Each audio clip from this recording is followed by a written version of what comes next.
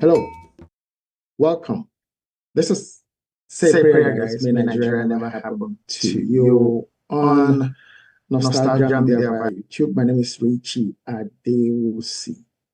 Okay, thank you for finding time to join us here on YouTube, and to our friends on TikTok. Thank you, Mike. Thank you, Popo. Thank you, Boss99 for joining. Today we are facing our stomachs, okay? We're going to be discussing food security in Nigeria. We are on the quest for a safe Nigeria. We're focusing on food security today. Okay, and the issue of food shouldn't be taken for granted.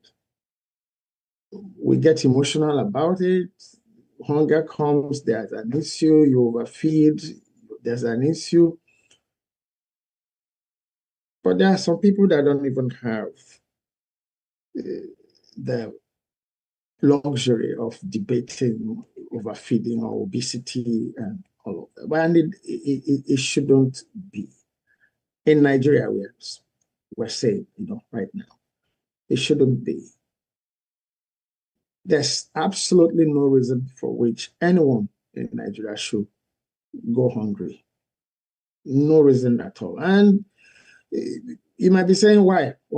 How do I mean? How I mean is obvious. It's in your plain sight there. It's located, situated in the humongous amounts of money that are being stolen every day, being reported, as looted, as stolen, as, using some nice words, misappropriated, not accounted for, stealing every day.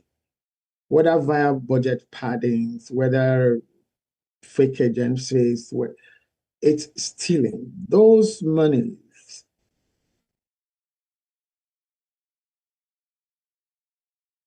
most in billions, some in trillions,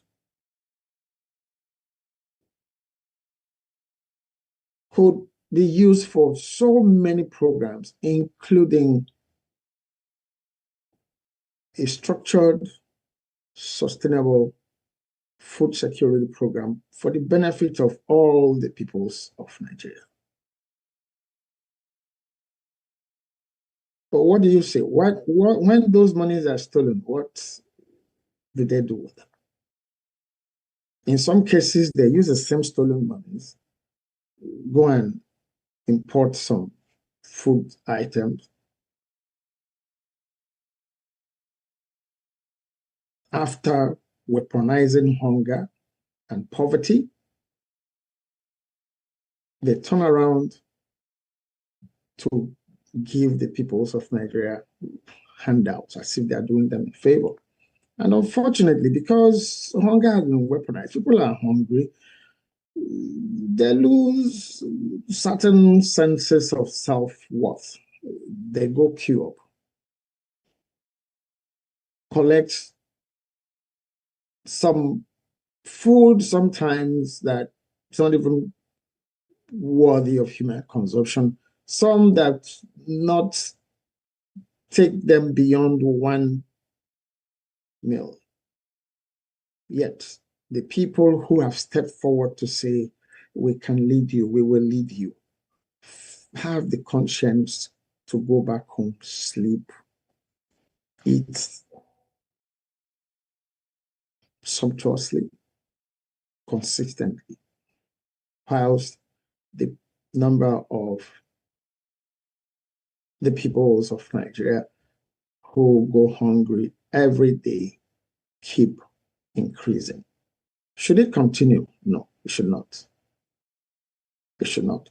We have an ample evidence to show that it's contrived.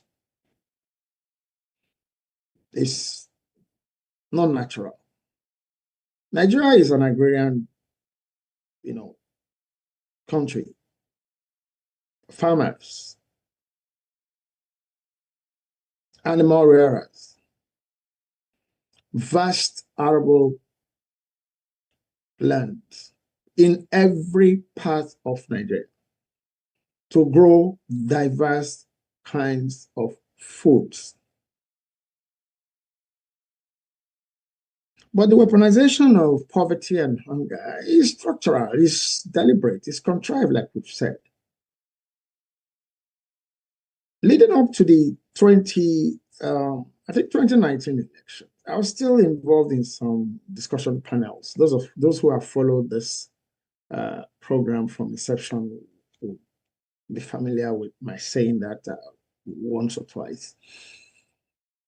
And it was at the advent, if you like, at the point at which this whole issue of banditry and terrorism was now taking a new dimension that has burst open, maybe a lot more in the last 5 years. And you see, oh, some cattle rearers went into some farmland, released their cattle to eat, crops and even harvest. The videos were all over, are still all over the internet. And in one of those groups, I said, look, what's happening now? And some people are looking at some tribal, some religious. This is an attack, a deliberate attack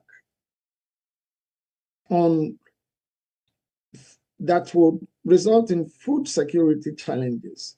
Because when people cannot go to their farms, the results will not show immediately. This is about 2019, I'm saying. Prior to, the re-election of President Muhammadu Buhari. So what is he coming back to do? He can solve this problem. There's going to be heavy food shortage problems in Nigeria if this whole issue of banditry and terrorism is not checked. Because the bulk of Nigerians, the peoples of Nigeria, go to farm. Even if it's for subsistence farming, that means cropping, food that at least they could eat themselves, even if they were not going to sell. And the whole lot sold. And the whole lot provided support for their relations and family members and colleagues and associates who lived in the cities. It was not unheard of then for someone who hit hard time in the cities then to travel home. And by the time he's returning to the city, he's going back to the city with food. Is that the same case now? No. The people in the village are asking you to send them food because they can't go to the farm. Why? Banditry, terrorism, insecurity issues that has now compounded. When I listen to analysts or social commentators or content creators, and they use terms like multi-dimensional hunger and poverty. What are the reasons for that? The people named in that category growing, having grown from it was said to be 84 or so million to about 140 million Nigerians now. These are the reasons. That jump, that huge increase, is those who are still managing to, let's go to the farm and let's plant things that they will watch grow and they could eat. Now that's not possible. Largely not possible. Why? It is not safe to go to the farms anymore. In large portions of farming communities in the north, northeast, northwest, north central, community members pay terrorists and bandits for protection to be able to go to their farms. And there's a government. The government is, well, when we say there's a government, please let's get this right. Please, I want us to really remove any sorts of sentiments this morning, this episode. When we say government, right now, Nigeria has 3 tiers of government: the federal, the state, the local government. But it seems that the attention is only focused on the federal government when it comes to the issues of insecurity and law and order and protection. Yes, the state governors will say they are chief security officers, but then they don't have direct control to the security apparatus in the states. The police commissioners, the commissioners of police are not responsible to them. The military formations in their states are not. Same with the local government. But then,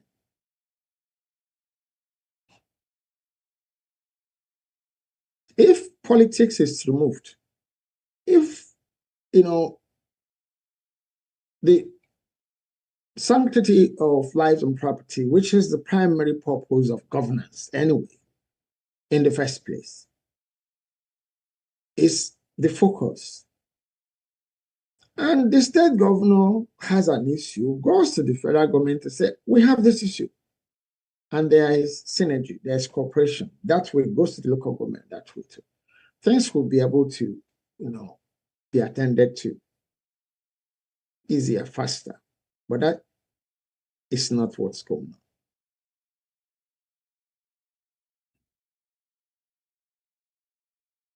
But they know what's going on.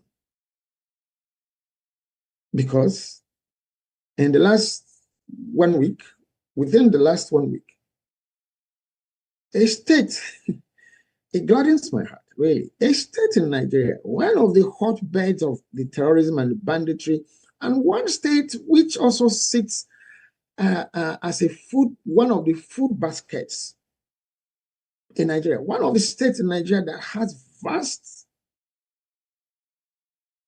arable land for agriculture, for food production. Niger State is in the news now, fortunately now, for all the good reasons.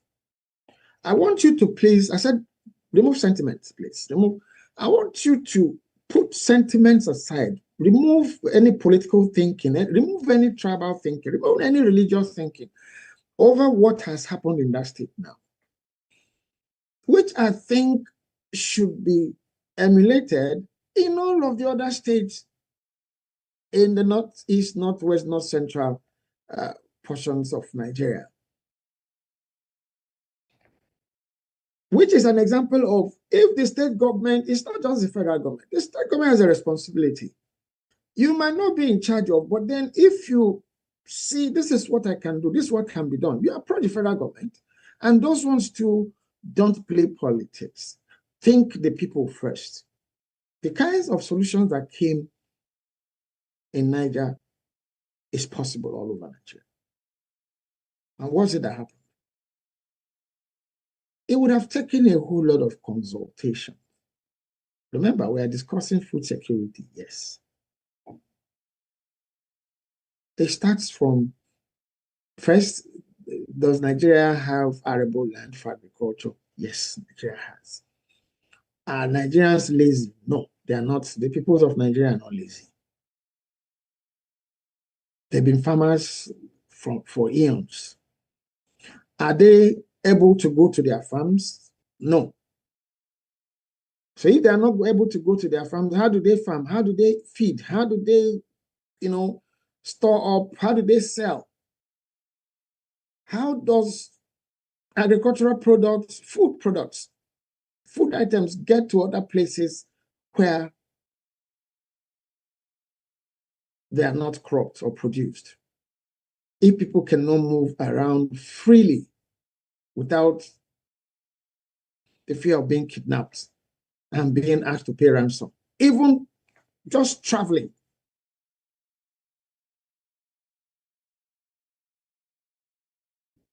It's reported that the governor of Niger State, and I say, kudos, sir, God bless you, and your cabinet, and the people who agreed and gave approval for this to happen. That Governor Bago of Niger State had removed the community heads of a particular ethnic group that they have identified are just creating problems. They're not indigenous to the communities.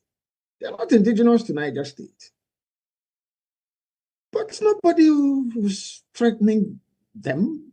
They were accepted or become community members. Somehow they took over the communities, became community heads, replaced the local community heads, and started inviting others in.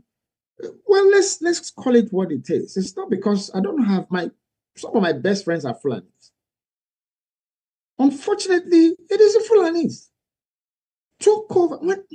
When I read the news and I saw the new community leaders, I'm like, how did this happen in the first place? That the traditional communities have been their heads have been replaced by settlers over the years. And that has been reversed in Nigeria. And they gave the reason. So, number one, nobody is threatening here. You are rearing your cattle, you're farming, but you're not letting the local people farm.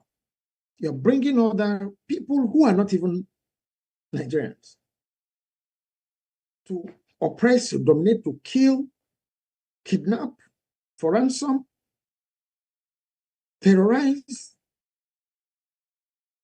And the governor of Niger State, the Niger State government, I should say now, had replaced all those Fulani community leaders with the local, their hosts, the people who welcomed them in the first place to say, okay, stay among us, feel free. The no pays. And that's the situation now. You cannot expect that people can, yes, have the confidence to defend themselves, have the confidence to protect themselves, their communities, to go to farm. You can now expect that sometime soon, proper croppings will start, will continue. That's one level. Imagine that happening in all the other northern states, that the state government is, fraternizing with terrorists and bandits and paying them ransom and having the so-called peace meetings with them. The Niger State government couldn't have done that without some contribution from the federal government. It's not possible. So what that means is it's possible to collaborate. The Niger State government couldn't have done that because it's a very sensitive, but then it's the right thing to do. It is not a discrimination. That's not discrimination. No, that's healing. That is healing. That is correcting a wrong that has led to several other wrongs. Some foodstuff have their origins in terms of where they are available, where they could be available in huge quantities in Niger State.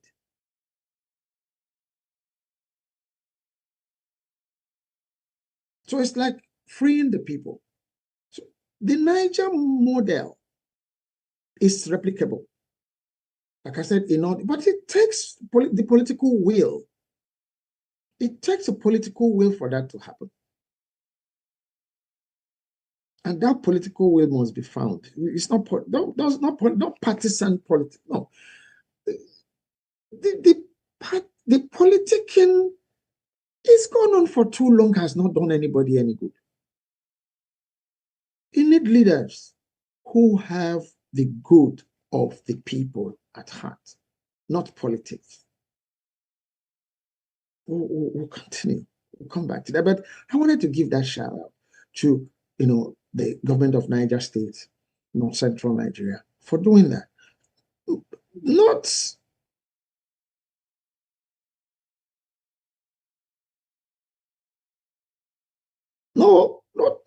Not at any hint of any ill feelings against the Fulanis in Niger State. If you live amongst a people, behave yourself, obey the laws, respect the local communities, and everybody will be happy. So I can't understand what this madness will want to take over. We will rule you. For how many years? You will die, you will go on. You won't know what's happening. Why don't you just make a habit of live and let live? So well done, the government of Niger State. We expect to have a lot more of those beautiful products, food crops that come from Niger State going forward. And we look forward to having other state governors, other state governments following same footsteps. No, don't forget the tribe, forget the religion. Well, the governor is a Muslim. They will not be Fulani, but then it's Muslim. You need to begin to think about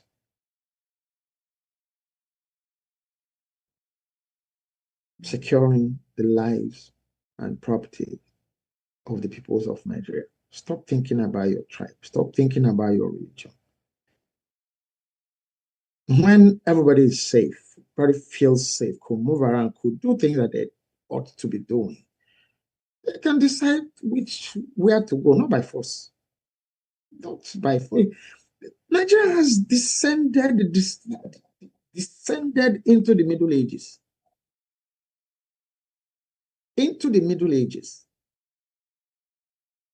The northern part of Nigeria, and they're trying to force the same thing down south. That's conflict, but politicians are using politics to cover it. It has not helped. One area in which it has not helped is in the area of food security. Okay, so but before we continue, one person that I have no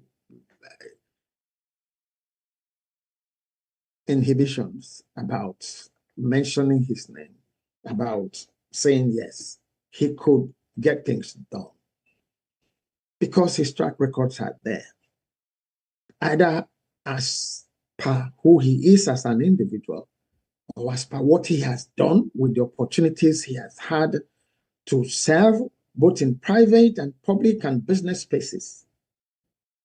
So a few days ago, it was his birthday. Well, today is our program day, and it's only today we could be talking about wishing Mr. Peter Obi a happy birthday. So we just put together a short video to just wish him happy birthday. And for the first time, actually, I looked out to find where he is in places with his wife that most of us don't even know what she looks like. It's good. It's good like that for people to perform, and it's not noise.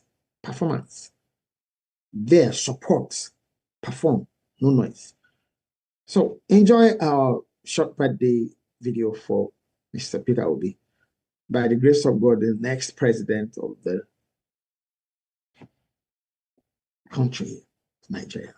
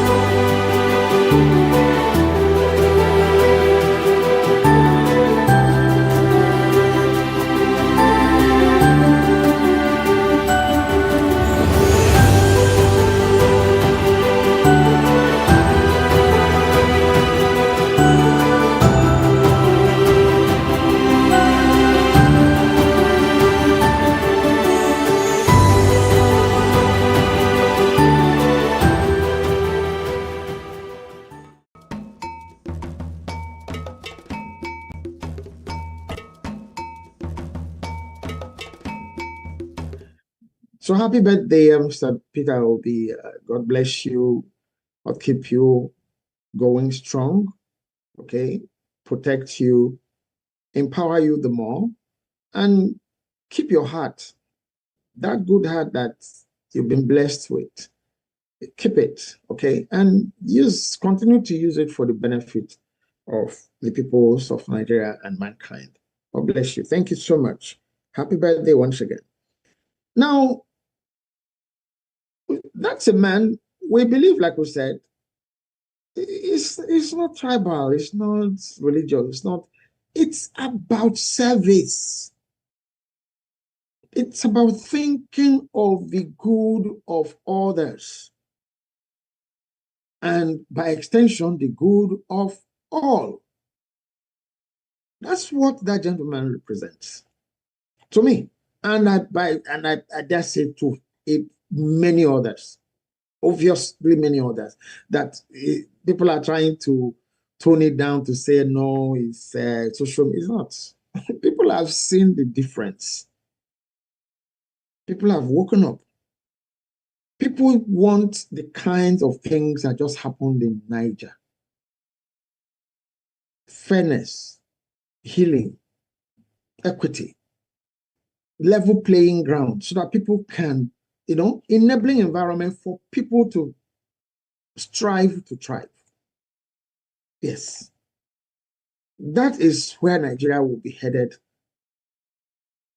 if the peoples of Nigeria wake up, go register to vote, collect their PVCs, and go out on election day to vote Peter Obi and his team, because it's not only one person. Okay? It's not only one person. But then again, we're also not saying Nigeria should become a one-party state. No, there should be opposition, virile opposition. Okay? Active opposition at every time to keep people on their toes, to speak for the minorities. I mean, when it comes to politics and governance issues, yes. Okay? So, vote, go register, pick up your PVC, plan to vote and defend your votes. don't listen to, oh, your vote's not going to count. No, if it's not going to count, they won't be dashing you rice and money for your votes. Okay? They won't be touring the country, giving money, not spending money in structured ways to benefit everybody. No, that own the money in the first place. So let's calm down, Richie, calm down, because we have to follow through the structures. Okay.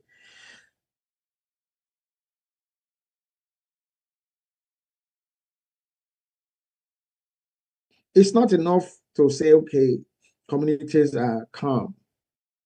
They could go to their farms. They need support.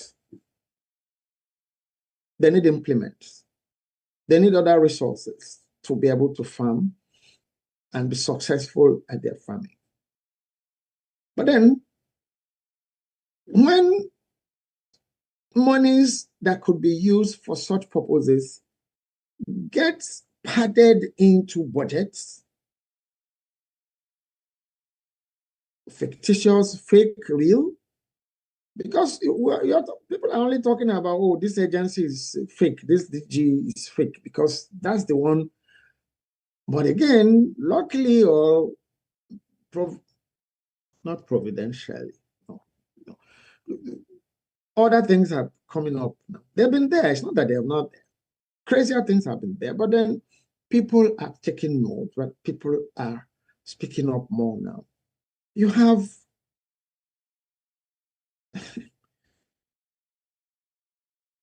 a country that did not qualify for World Cup have a budget for World Cup.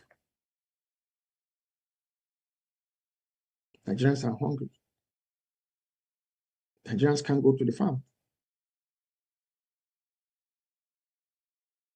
Politicians are using those monies from the padded budget and stolen and looted monies to go buy food and come and give them handouts. That's not the kind of food support or nutritional support system that would work, that should work. Politics or no politics, in season, out of season, Nigeria needs a structured food bank, a structured and sustainable food banking system. Yes.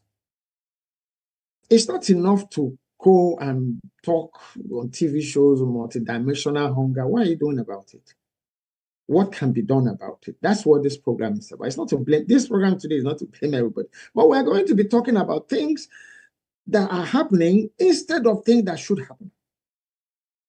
And then we'll make our recommendation about things we have done ourselves that are replicable about the issue of hunger and food security in Nigeria. Okay?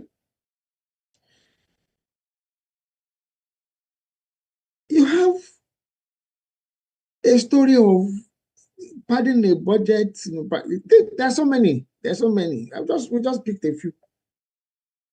Over 1 billion naira. To do what? Just imagine.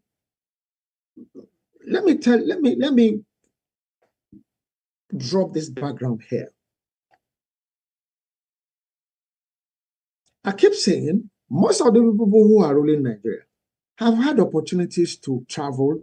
Some of them have lived, studied, maybe done businesses outside Nigeria. They've seen how things work or could be made to work. But for some reasons, once they enter that airspace of Nigeria and breathe the breath, air, get out of the aircraft, breathe, something takes over. I don't know if it's true, but I'm asking, could that be what's happening? If you go to a place like the US, so you talk about food stamps, people are on food stamps, they are all government programs. Here in Canada,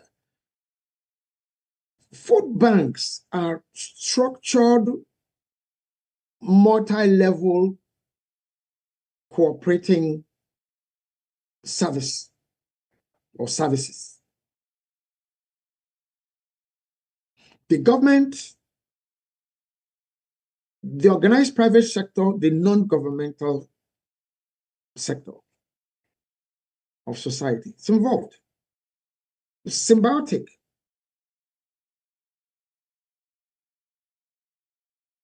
Because in whatever societies, people fall into hard times for different kinds of reasons at different kind of times. So the safety net should be there at least to, cushion their fall. I know about the food banking system in Canada. That's what it does. I don't live in the US, but I know about the food stamp processes and projects. So in several other countries. But I'll talk about one I'm using as an example. Now, in Nigeria, for instance, you have a parastatal, a government parastatal that is meant to buy, they say, excess grains from farmers and then store up in silos as some kind of fallback, both for cropping and, well, for feeding during emergencies. And what is emergency in Nigeria? There's flooding all over the place now. The whole lot of communities, apart from the issues of banditry and terrorism and all, a lot of communities can't farm. Farms I saw a heartbreaking video 3 days ago of a man, a young man,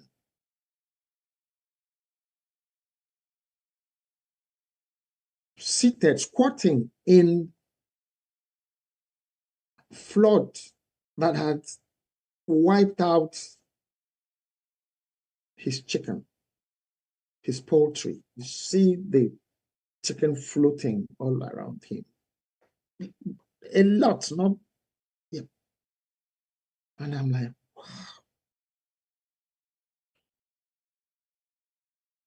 That person in that picture is on his own. There's no backup. There's no support.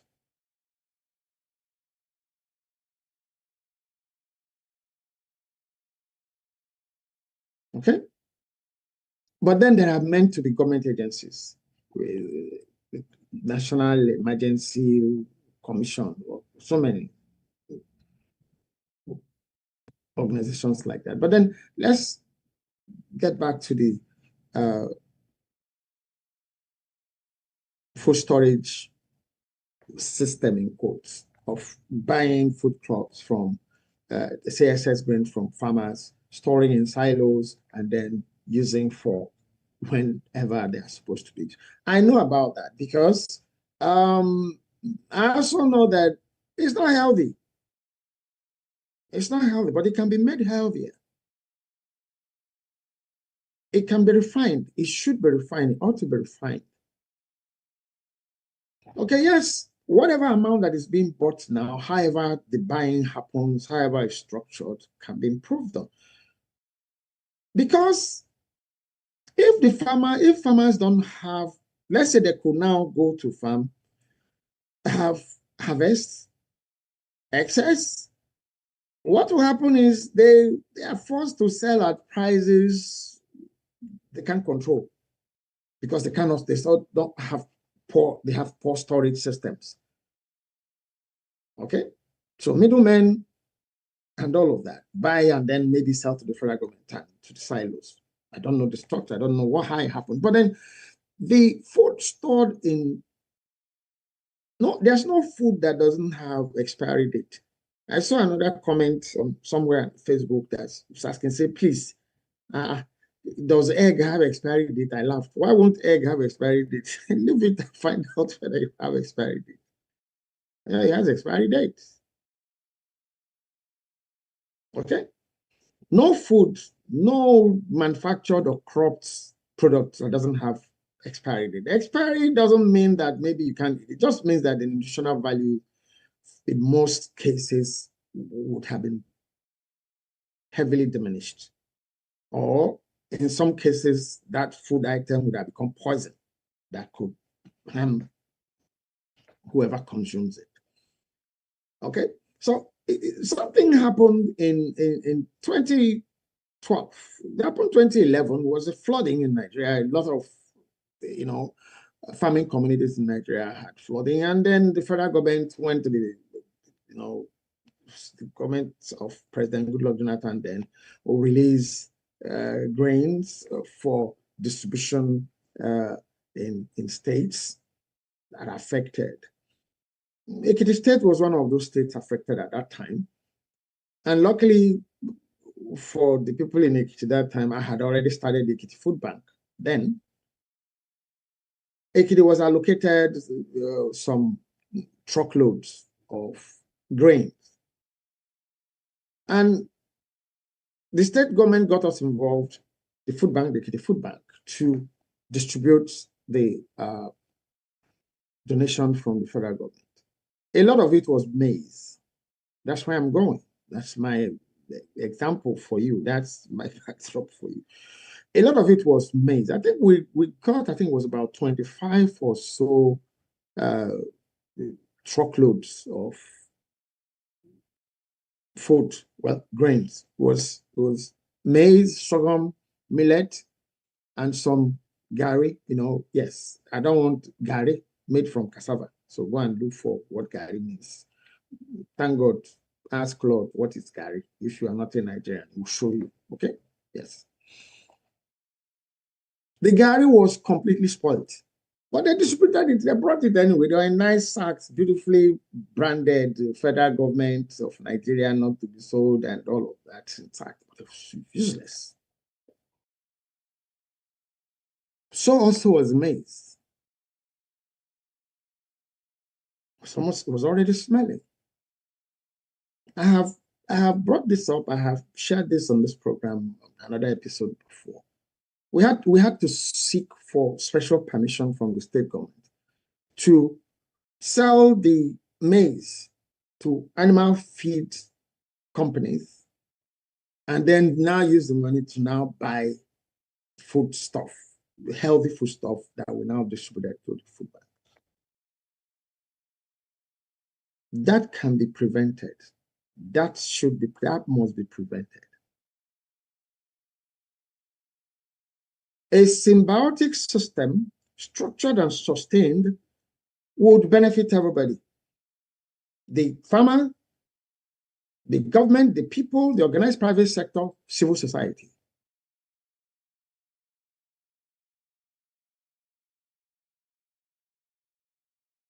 COVID necessitated our trying to advance a program like this. Some of the people who are watching me here now know where I'm going with this. We founded NERAN during COVID because of the issue of how food is going to be a problem. We founded NERAN from here.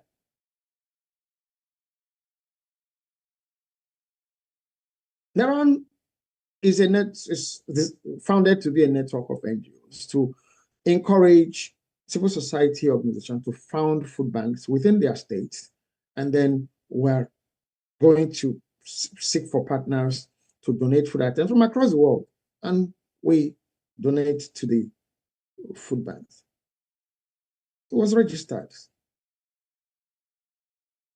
I sourced for friends, colleagues, people who have worked with from different walks of life, to be in the board of trustees for NERAN. And we registered NERAN. But then the unthinkable happened. I sat here, I would see videos online about politicians, warehouses stuffed with what they called palliatives, branded with politicians' names for their birthdays and the people for whom they were meant. No.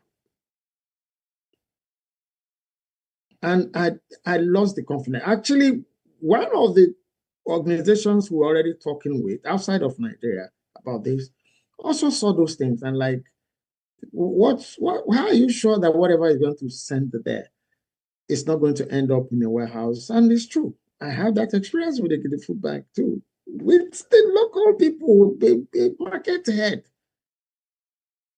Somebody who was head of the marketing, market women,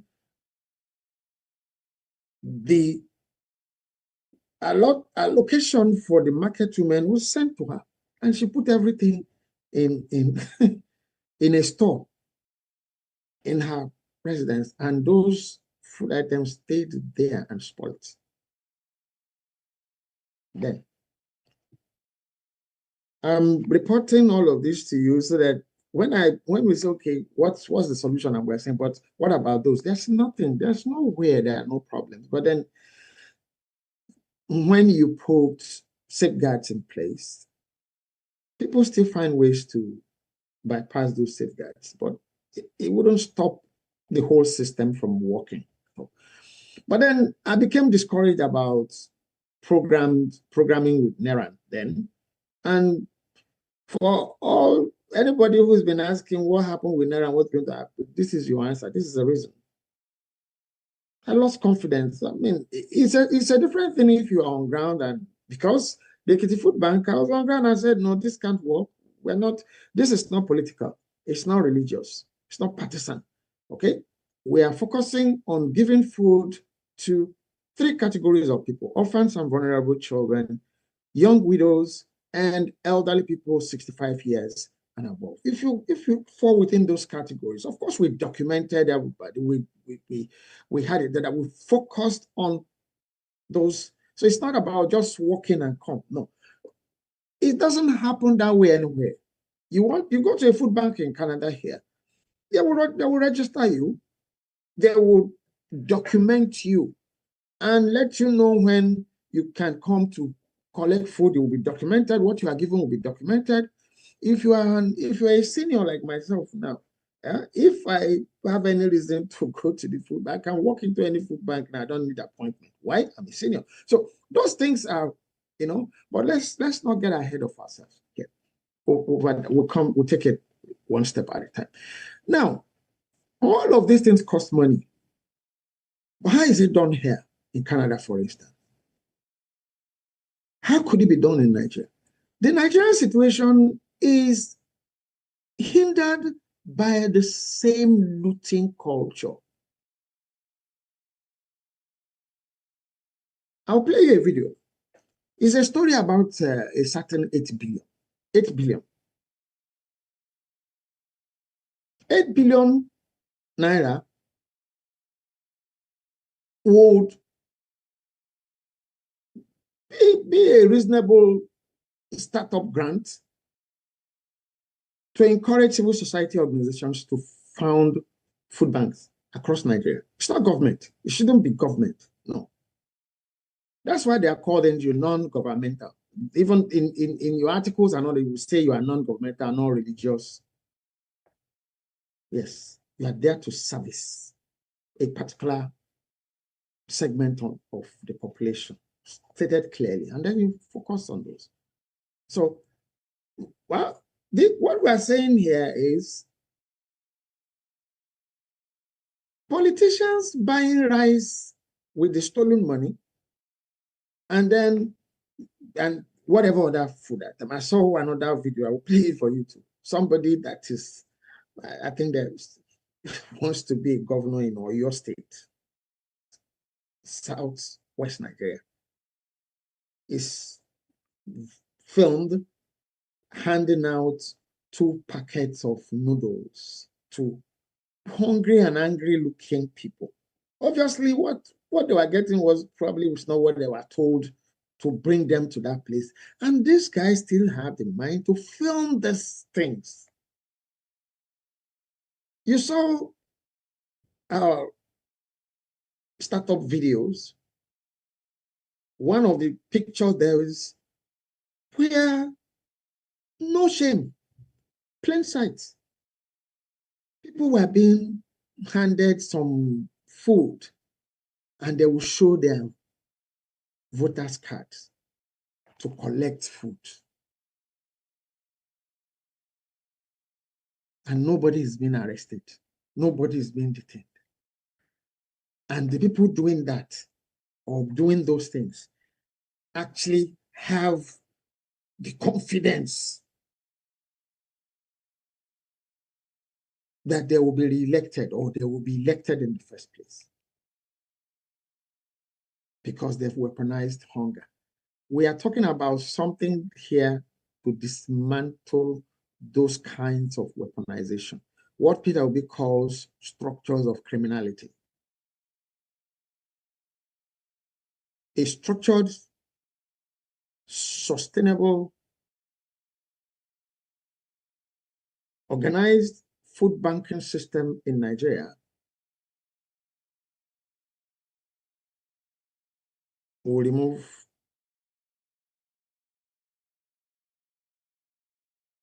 a lot of hunger, would encourage a lot of people, because they'll have food in their bellies, they can struggle more.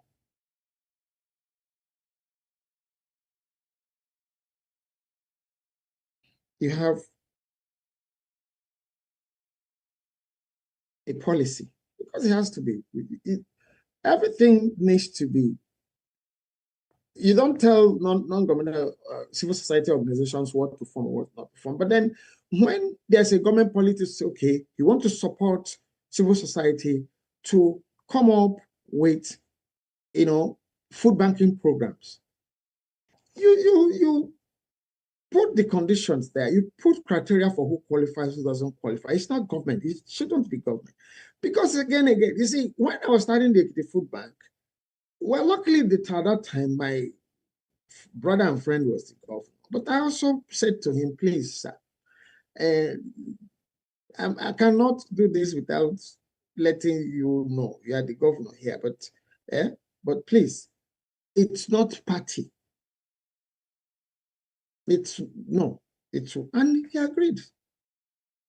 He agreed to the idea. He supported this administration supported. If they didn't support it, we wouldn't be part of the distribution of that grain that the federal government donated. Those are the kind of partnerships that when you have structured things, well thought out programs on ground, there are ways to link, supports. So if the government comes up with a policy, I don't want to bore you with video. You've had these videos. You see, there are so many. It becomes so disheartening that I almost want to give up, to say this is not worth it. How can people be doing this? But then we must go on. We can't give up. We must go on. What some people are listening to is what I've said right or what I've not said right. You belong there. Think about how to solve problems. Not, this is my, no. Focus. You, the politicians, focus on issues. Focus on solving problems. You're playing politics. If my husband wins, I will buy Ekiti. What has that got to do with anything?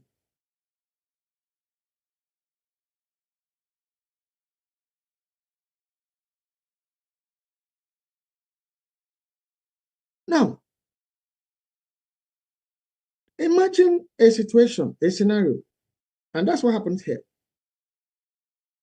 Civil society organizations run food banks here in Canada. How are they funded? The government has grants for them. But then, of course, the criteria for qualifying to get those grants, and of course, yeah. So that's why policy is important. It's not just people that win during election times. Here, I'm sharing food. I'm doing food bank. That's not food bank. Please, it's not. There's a policy. There's a grant. There's no grant that don't have criteria for how you access it. So the same way you talk about student loan and all of, there should be a program for food banking in Nigeria. Hunger will be there for different reasons. That persons whose farm has been flooded should have a place you can go and at least in the meantime have something to eat. It might not be what is used to eating, but have something to eat. So there's a civil society that has organizations that are qualified now. You're setting up a food bank. How does it get stopped? I'll come back to what we did with the Ekiti Food Bank, but let's talk about, structures where things work.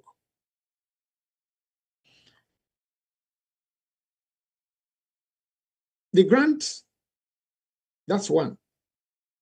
It doesn't stop there. Food banks support the manufacturing sector.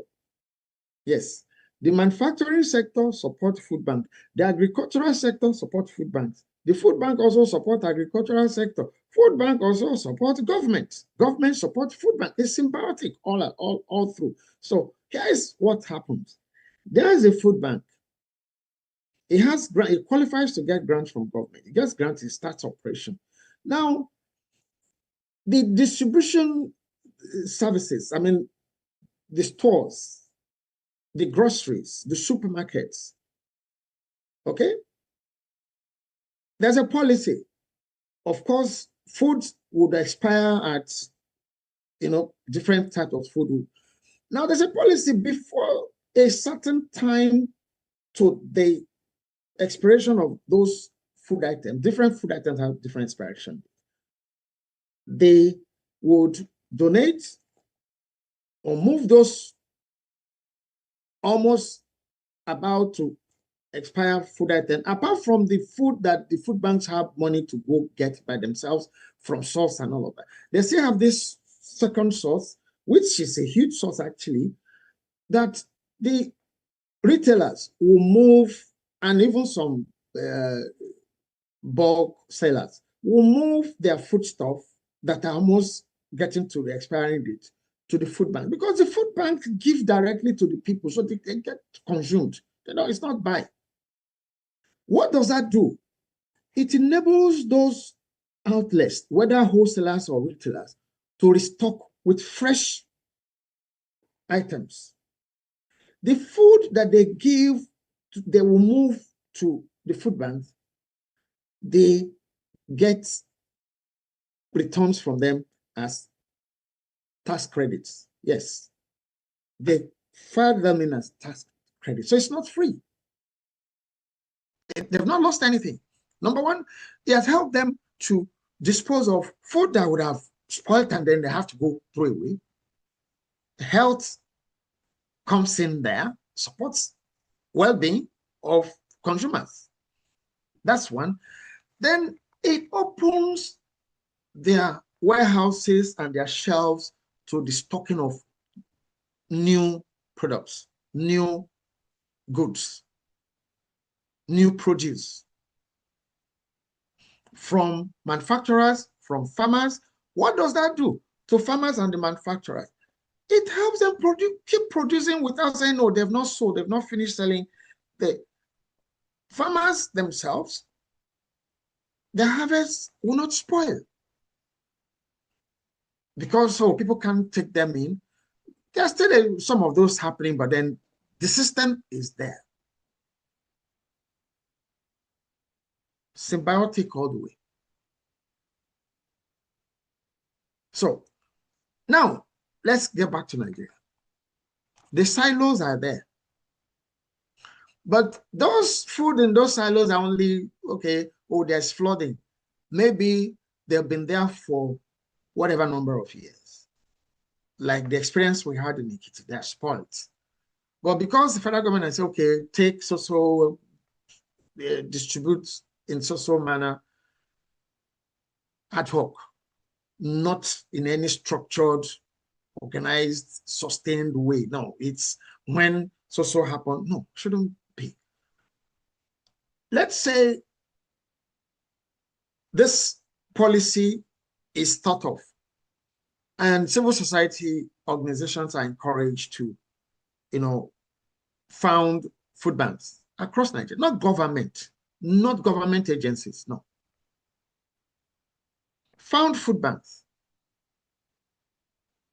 to focus on whichever target population they want. That will be in the workings of the organization to say who they want to feed and who. And that the policy would make anybody to focus on specific, okay? So they are there. They are operating. They got the grant from government to start. They can also then be supported through the food in those silos. Policy would now, food should not be longer than this in the silos. Because if you say you have 140 million poor and hungry people, you have to have a system to pull them out of poverty. In Yoruba, they say if you remove hunger from poverty, say poverty has no sting anymore. So the first thing is let them eat first, but in an organized way that then also helps productivity, food security, food integrity. So if the policy says no grain, no food stored in the silos would be there for more than, by the time it is getting to, please, release to the food banks. That would, in an organized way, and the food banks will distribute. That will create more room for buying, instead of these monies that are being looted and now being used for luxury and now being used to now go and still buy food and be given to people as if you're doing them a favor. You can do that in an organized manner. Stop weaponizing hunger. Stop being wicked. So that's why I'm not, my team has sequence of videos about this looting, about that. No, it's getting to me. It's unthinkable. It's wicked. When you watch these videos and hear how much this, and the people actually, you hear, okay, they sacked this person. He's gone. So where is the money? Somebody stole how many billions? You say you jail him 75 years. Is he going to be in jail for which 75 years? Where's the money? EFCC has recovered how many houses and all of that from Malami, but Malami is contesting for governor in a state. When are you going to get this right? How can somebody who has failed in the business of safeguarding public trust, and you say it doesn't matter, he can still contest for it. Contest. You stole public money. And that's even the money you are using to do contest election. And then you want to be governor. There's another one in Kogi that wants to be senator. The ones in the Senate have different levels of cases with EFCC. This needs to have human hearts. It should be enough. It should stop. Think of the people. What you need to put this system in place is a joke compared to the lootings that anybody is using to do what? What are you using the money for?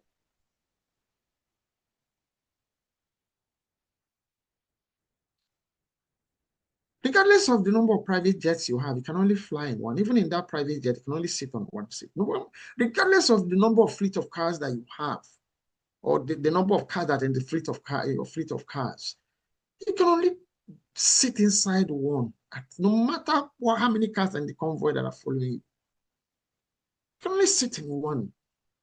No matter the size of your mansion, you can only sit in one room, one portion of whatever the sitting equipment you have in that mansion. In one room, you can only be on one bed.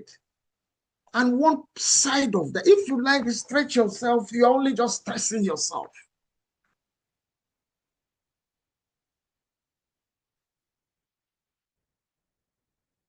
When is service going to become a priority in Nigeria? When is service to those who deserve the service? Those who don't have voices? Those that say, oh God, only, God, if only someone could remember us today. You are government. You are supposed to remember that person praying. You don't need to know him. Don't need to know her. It's the services you put in place that would attend to those persons. And food is central.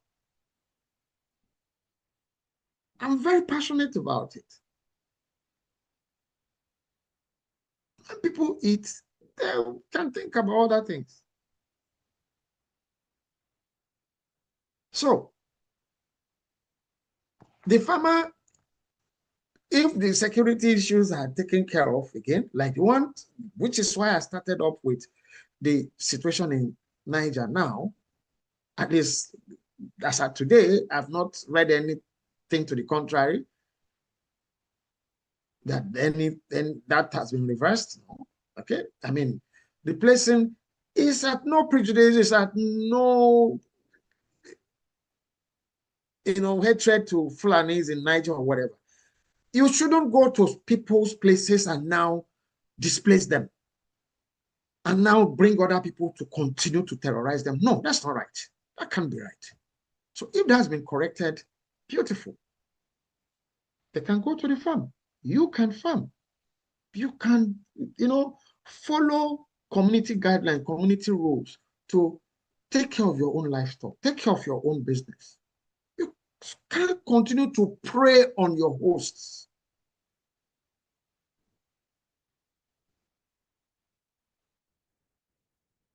The silos are empty.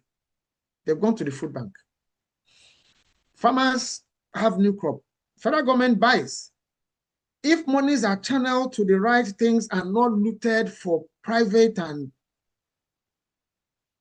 sickening endeavors and pursuits,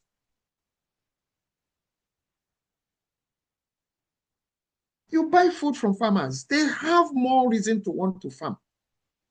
You store it up. It doesn't spoil. The food banks are there to distribute them. The channel is fluid. The same thing happens with the manufacturing sector. You let them know. Policy too. There's supposed to be a consumer protection, whatever. In there. It's not. Does it work? I don't think so. Okay, this is all part of it. When you manufacture good, there will be laws like that, but who implements them? Who enforces them? But when manufacturers themselves also know that it's something that will benefit them, everybody wins. You have your manufactured goods, especially consumable ones. Before so time for them to expire, donate them to the food bank, claim tax credits from them. Okay? And in some cases, in some provinces actually have provisions for paying for part of those, not just tax credits. Okay? Some, pay back, like you have returned goods, you have their discounts at the whatever. There are some, in some provinces, it happens that when you food banks take those, everybody signs, food bank took, you gave, there are documents, there are places you enter, you qualify before even you filing your tax to claim tax credits. Still there. It can be replicated in Nigeria. It's not just saying pay more tax and the people have nothing to gain from that they're asking them to pay. A tax that they just pay. And the money enters water like the rest. These are things that you could use to sell your new tax laws to the people, to manufacturers, to everybody. The manufacturing sector buys into this. Now, foods, consumable items don't expire, and people start rebranding, reprinting, labelings, and all of those expired things. I still leave them, I still supply, and people still buy. No. They give to the food banks. The food banks give to the people. They claim tax credit, then manufacture fresh products. Everybody wins. It's a system, it's structured, it's sustained by policy. Instead of you to steal money and then go and import rice, when you are importing rice, what are you doing to local rice manufacture? When you are importing rice to, you know, I'm going to play this video. This one I'm going to play. Okay? You know, someone is there defending the present administration. They bought so number of trucks of rice and sent to, and said, even in rice producing states, rice producing environments, what are you teaching people? So you are teaching everybody to just depend on you, not do anything. Meanwhile, you are not capable of taking care of everybody.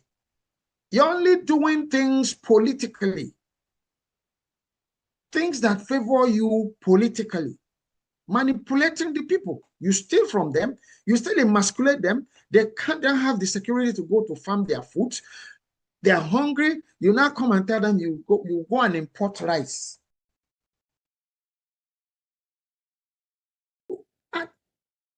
In what manner? If you had a policy of having structured and sustainable food banking system, even if you have to bring in anything on an emergency basis, it has where it's going to. It will not depend on you asking your party members or those who support you to bring PVC, their voters' cards, to come and queue up before they could collect. No. The civil society organizations know who they are servicing. They will come to yes, things should work. Please, guys, play me the video of the guy who is defending the distribution of we also distributed some social trucks. No, wrong. First of all, that money, where did it come from? Who approved it? Who gets those rights? Who gets the rights that you are distributing? Who gets the fertilizer? Why would it be that you're distributing fertilizer to make people happy? No. It should be something that be structured. People could access when they need it to farm. It's not when it pleases you. It shouldn't be. Okay, let's hear that. Let's watch that video. Let's hear that guy.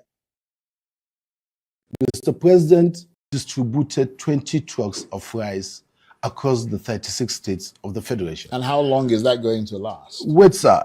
Secondly, to make sure he cushioned the effect of the hardship on the side of the farmers, Mr. President gave out 20 trucks again to each of the state government. In some states, like my state, Kano, additional 20 trucks of fertilizer was taken there to be distributed to farmers, so that at least the cost of input, the cost of fertilizer and what have you will be less. And that has brought about, we can specifically say, this government has brought about reduction in the cost of food staples, that is the commodities in the market. You and I know that the prices have really crashed down. It's a deliberate attempt by the government, and this has yielded result. If you look at the students, we have the student loan. It has never happened in this. It's a game changer. No student can now leave the school, tertiary institution, without having this, because he cannot afford to pay tuition fee. That is another great mile achievement. Look, Thirdly, sir, if you look at in the health sector, President has removed about 75% of the cost of dialysis in the teaching hospitals. A whole lot of equipments are there. Mr. President just recently recruited primary health workers to supervise primary health centers across the 774 local governments. That is on the the health sector. Then if you go on the security aspect, we've seen how the National Security Advisor with the security architecture, Madam Nuru Badu, they were able between 2023 to now to at least free 11,000 people that are in captivity. That is a huge milestone. Look. And those flighting the roads between Abuja to Kaduna, we knew what it was, the daily crisis that has been bedeviling the people on that route because of the kidnapping, insurgency, and what have you. Now people travel by night. Only last week, recently, we had an incident 2 days ago where a former member, a politician from Jigawa State was kidnapped. Apart from that, it's been long we've had of any of such. Okay, I'm going to come back so with the security situation now, farmers are able to bring out their farm produce, take it to the southern part of the country, because the northern part is so much endowed with farming, and so they take their farm produce to the southern part of the country. I don't know what without much insecurity.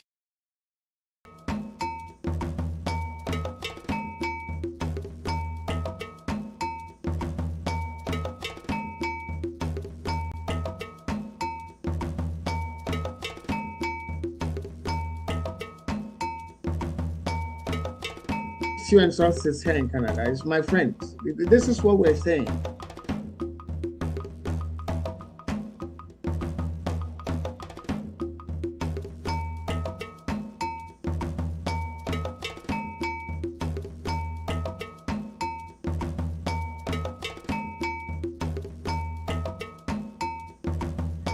I'm going to put you on this spot.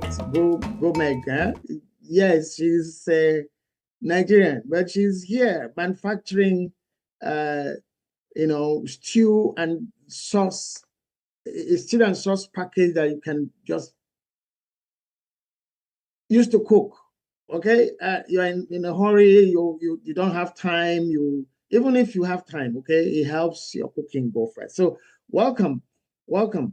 Okay, welcome, and just here, you could help also by, we are discussing food security in Nigeria. We are talking about the benefits of having a structured, sustainable food banking system in Nigeria. You are in Canada here. You may not have benefited from the food banking system here. You may not have gone to the food banks here. But you do know that here, people can, for different reasons, people can have difficulties for which, okay, it is not when that difficulty comes that they will be looking for a politician to come and donate rice to them or whatever. The structure is on ground. They go to the food banks, okay? The food bank, they register, they keep collecting food till their situations get better, and by themselves, they stop. And it's not even only that. Most people who started with collecting food from food banks become donors to those food banks eventually. When their situations improve, they begin to donate to the food bank to support others. Am I right with that?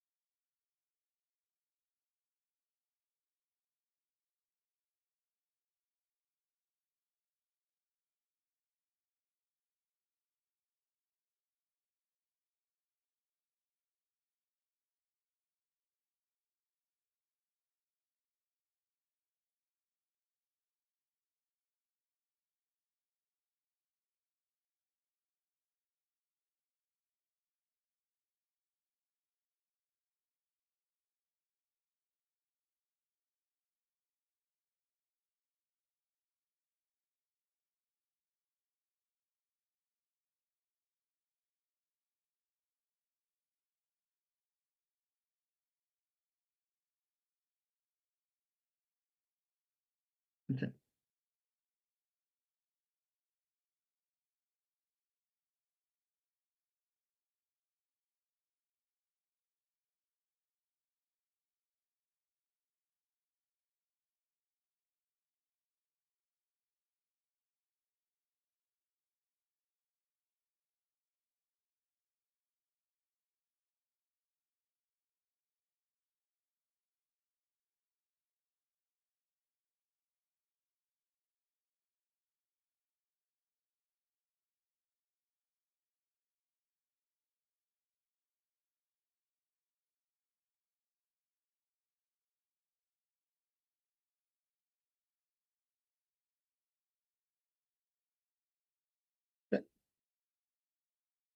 Okay.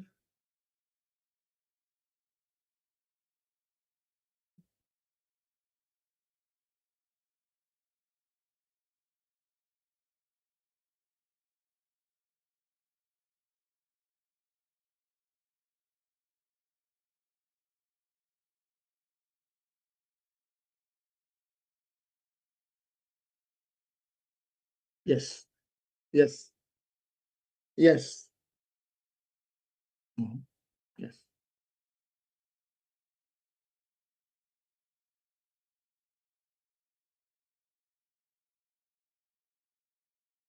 Yeah. Thank you.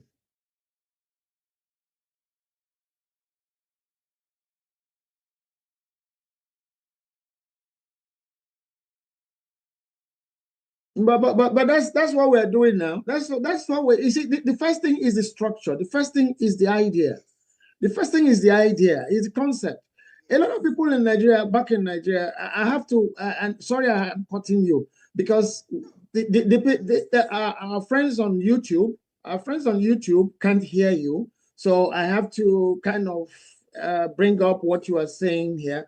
It, I call her Mbede, okay? Yeah, yes, and yeah, she's laughing. I call her Mbede. And what she just said is what, just confirming all I've said here. The food banking system is structured. It's not dependent on anybody feeling sorry for you or not.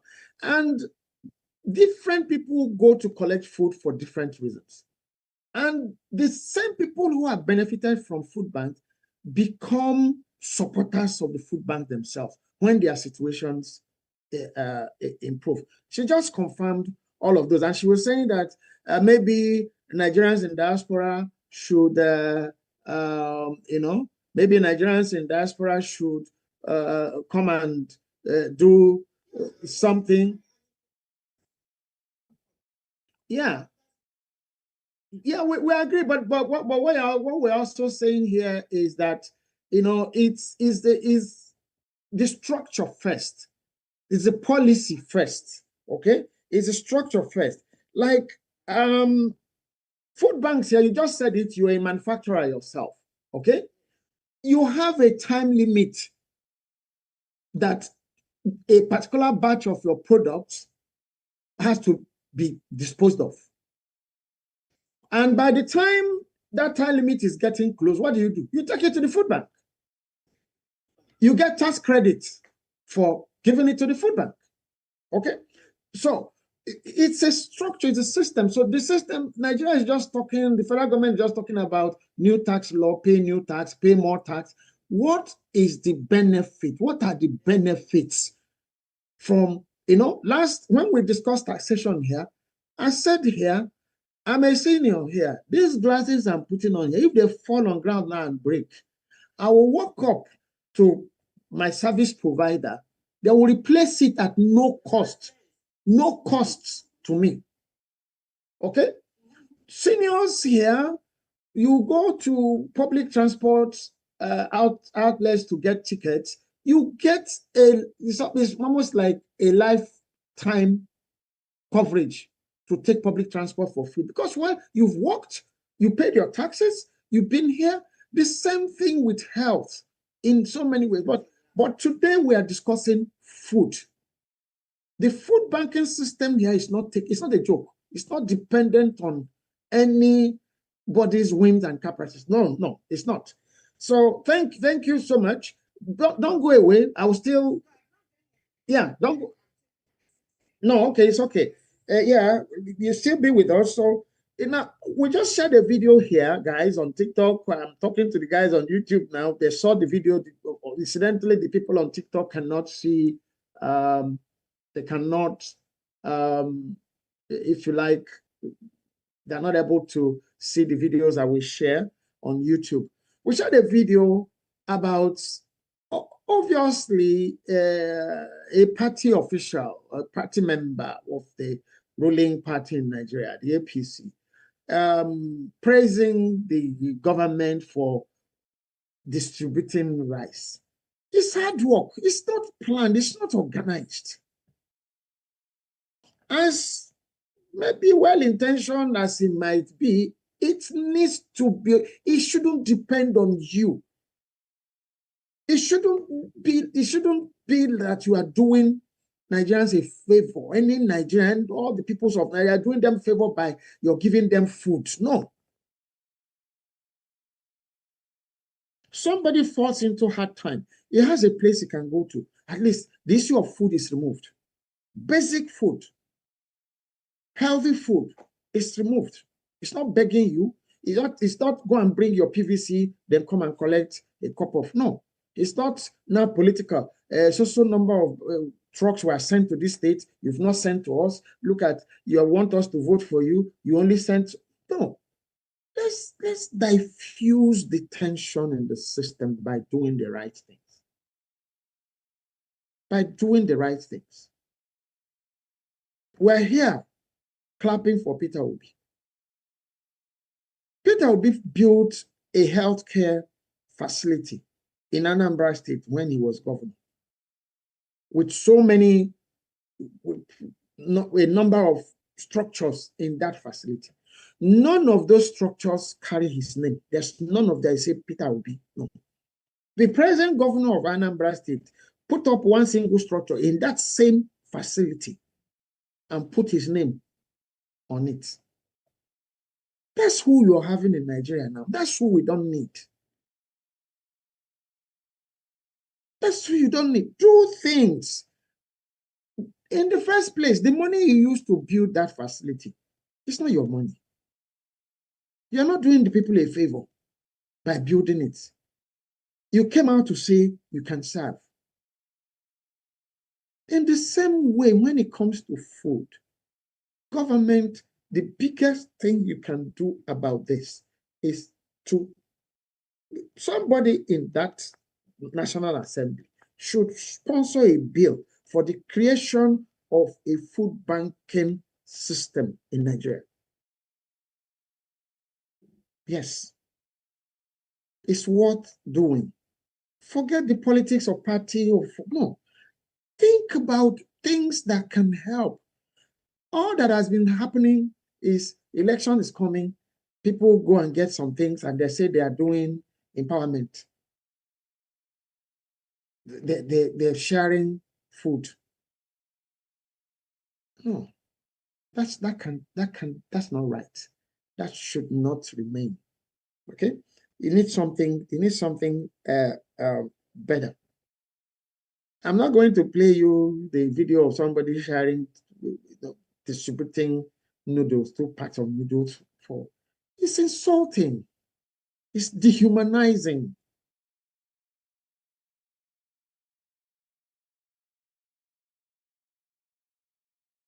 Neither do I want to play you videos of showing children with begging bowls or children eating from leftovers in a party.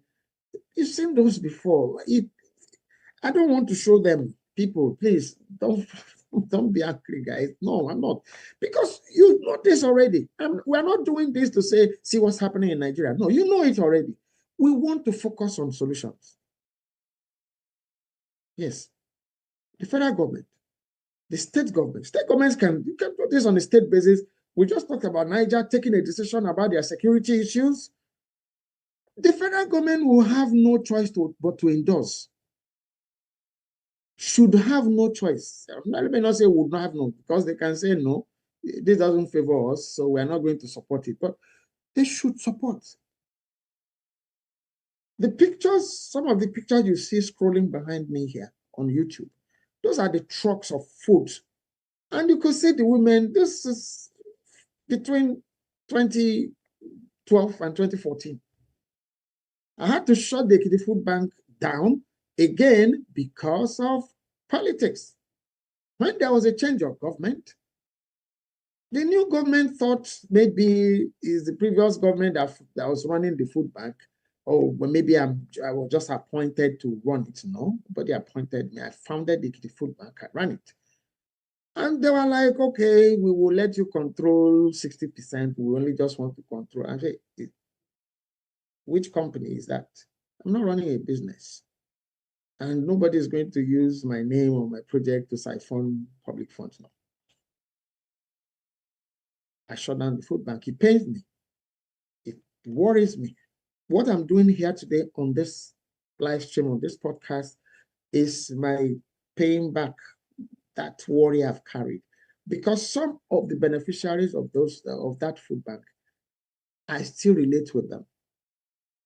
I still, when I have some to send to them, because they could, Daddy, could you send up? I still, yes. But there has to be a structural help, structural support.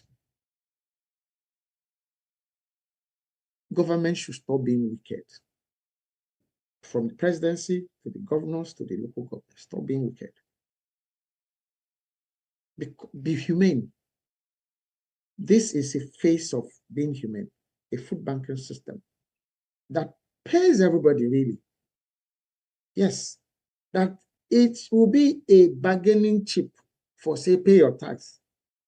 Is the tax you pay that we use to put food in that food bank that you can go to take. Okay? Is the tax you pay that we used to, okay?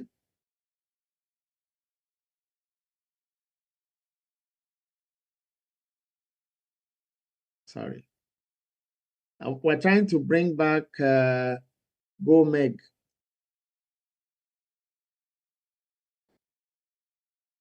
Let's see. Where is she? Where's Go Meg now? We're looking for you to invite.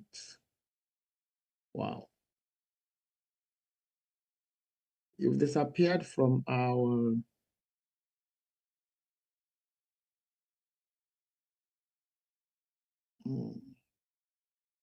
Okay, we'll continue. When we find you, when you show up again, we'll invite you in. Go Meg.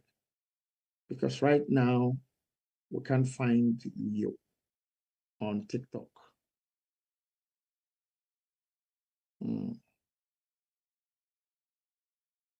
Okay, when you show up on TikTok again, we would bring you in. Okay.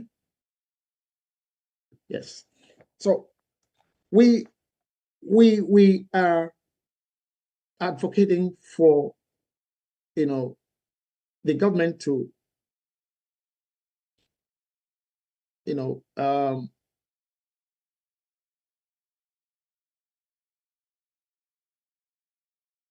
go ahead and, well, maybe some people in the Senate to go ahead and bring in,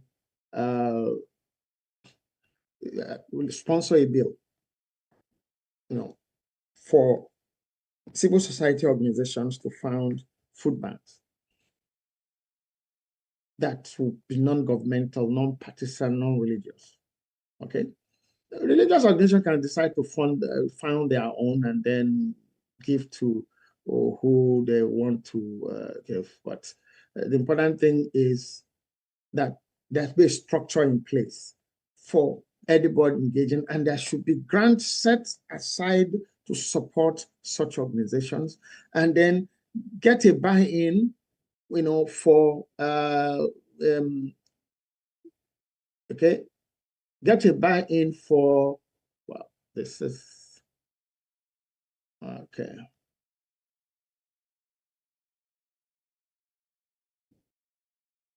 Wow. Okay, you're back here now. Sorry. Yes. Yeah, okay, sorry. So we're saying the government, maybe some for government to create an enabling environment for civil society organizations to found food banks, and let that have a buy-in from the agricultural sector, from the manufacturing sector, okay, to support, and then from the tax system, okay, so that it's a win-win, it becomes a win-win for everyone. And then it wouldn't matter which government is in power, it wouldn't matter which politician is out there.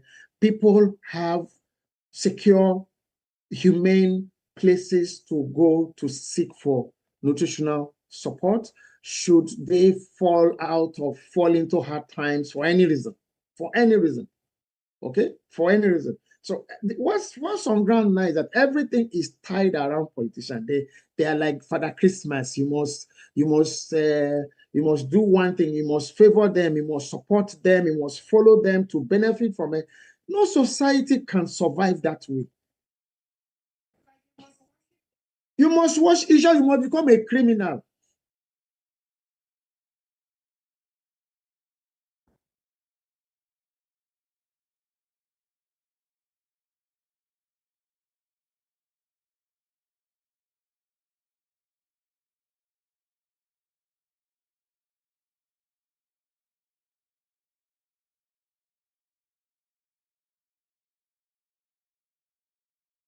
I agree. I thought you hadn't finished, but I agree with you. One of our community members in TikTok is saying that the other challenge would be about running the food bank itself. That the people, meaning the civil society organizations that would run the food banks themselves now, are not sincere. I'm quoting her, or let me not say in my own, would not be sincere. But then I've experienced it, and I would also share here what we did to counter it. Okay, when we started the Ekiti Food Bank, of course, we were focused on 3 categories of beneficiaries. First, orphans and vulnerable children. Second, young widows that have nobody helping them. Okay, young widows. Yes. And then third, elderly people 65 years and above who have nobody helping them.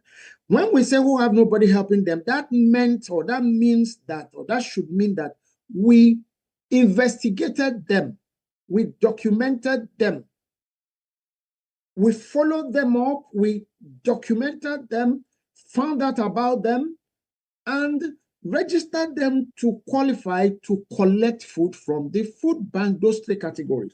Now, this is now what happened. By the time the food bank was now made public, you could come and collect form that, okay, you qualify for this category. People collected forms. We now saw that a lot of those forms were government officials who put names of their family members. Yes. There was a particular one, it was the director. And it's somebody I knew, and somebody who also knew me. I felt so bad that I had to go visit him. And I said to him, sir, do you know what this means?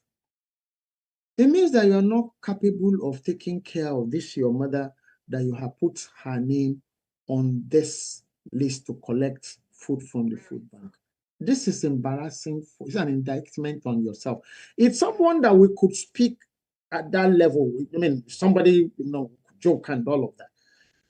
But even he said, no, doctor, no. This is one of the ways we in government can benefit too, and also people around us. I said, no, this is not it.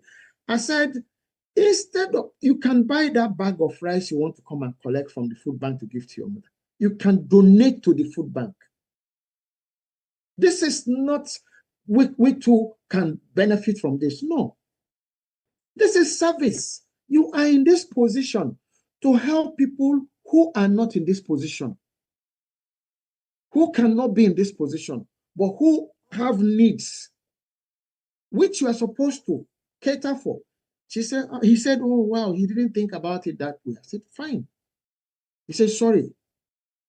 Okay, sorry, I didn't. I said, fine. I also came to you with that same mindset. I didn't come to quarrel with you. I just came to, so you are right.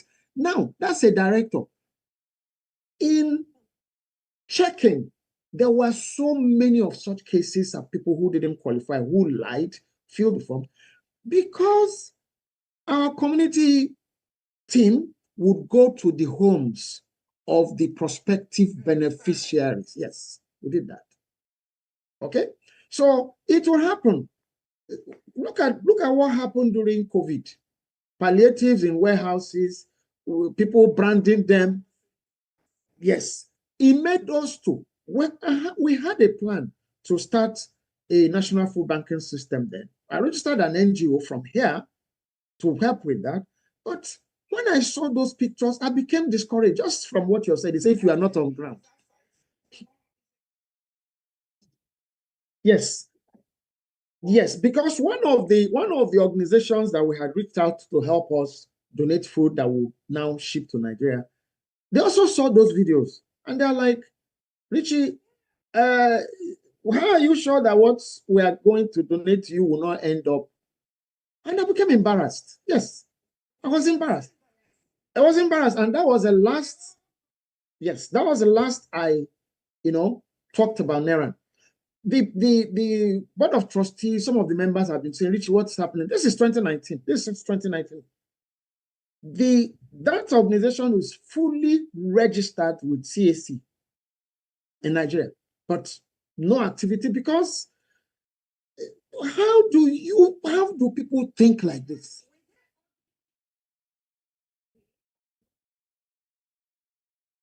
It's campaign. It's the same thing they're doing. They will say, what are they doing with money they steal? They steal the money. They use it to go and buy rice, buy noodles. Of course, that means you're not following what's happening. That's why I'm running this program. May Nigeria never happen to you. Nigeria is happening on Nigerians' plain sight every day through the actions and inactions of public office holders. Politicians are not politicians. Public office holders. You steal money that could be used in supporting community-based organizations that are closer to the people, that know the needs of the people, like you just said, like I've just shown you now, they will put names, they will take things, but then some people will still get helped. And then if the legal system works, you hold people who break the laws accountable. And a civil society organization diverts funds, doesn't use it properly, and all of that, you take the civil society group to court. You do not, because of it, and say, no, this program will not work. So people will still. So in that case now, government should be shut down because government officials are stealing money.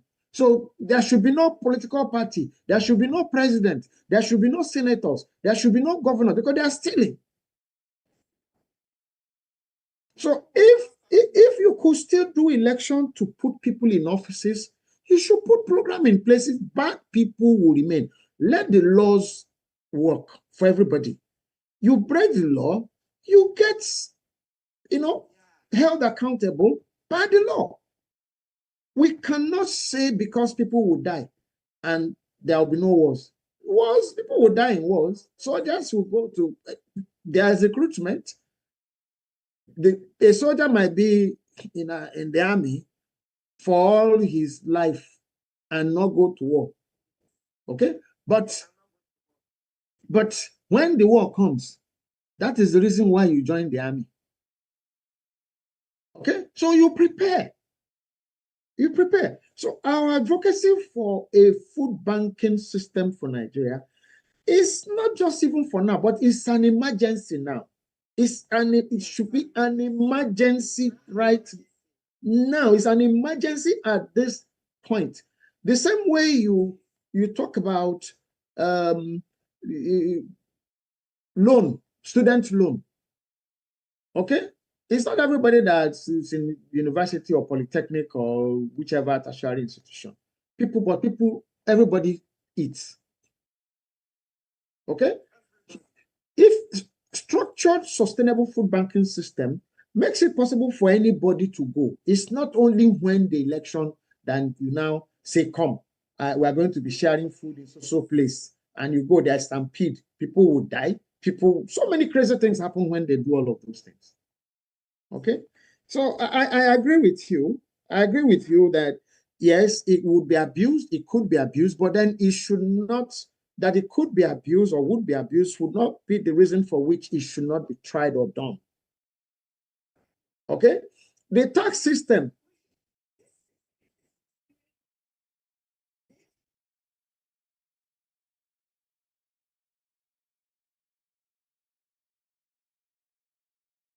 They are still fine-tuning. They are still fine-tuning. It's not even perfect yet in some of the places. They are still fine-tuning. Yes, yes. And that's why we're advocating it. I'm also advocating because it's something I have done at my level. At my level. Okay? Yes, at my level, in that same Nigeria. I've seen the good, the bad, the ugly about running a food bank in Nigeria. Not running for partisan purposes, not running for tribal purposes. No, because we made those decisions before we started that, please, this food bank is not for party. It's not for politics. It's not for religion. I will give anybody who qualifies in those three categories, who come and registers, we would give those people food in the cycles that we have agreed to give them food. And we did. And this issue of people who are well-to-do supporting, we included it in this program. The Ekiti Food Bank had three projects within the program. Okay? The distribution of raw food, then distribution of cooked food through the soup kitchens. The soup kitchens, what we did was to go to our friends who are well-to-do and encourage them to support us to set up soup kitchens in their communities, in their own communities. The question I would ask is, when you go home, do people come to beg you for food? They say money. They say yes. I say, stop giving people money like that. Give us, yes, commit to giving us 50,000 naira every month. Okay? 50,000 naira every month. We will match you with another 50,000. We would feed, I think it was 100 people for that community for lunch. Every week cooked. The people who cooked, who ran those soup kitchens were widows to start with. They were volunteers. And then we now went further. The third component of that program, those widows, we organized them as cooperatives who were now encouraged to farm, starting with vegetables, pepper, poultry, fishery. So they were not only getting food to eat, they also now encourage them to develop or build on their farming potentials. We got the community leaders involved, because we say we'll go to a community leader and say, okay, these women are your citizens, they're your subjects, okay?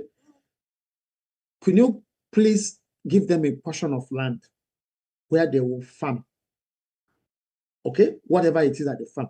And we had, support. Unfortunately, in Nigeria, everything is politics. We were never ever able to go to that third level.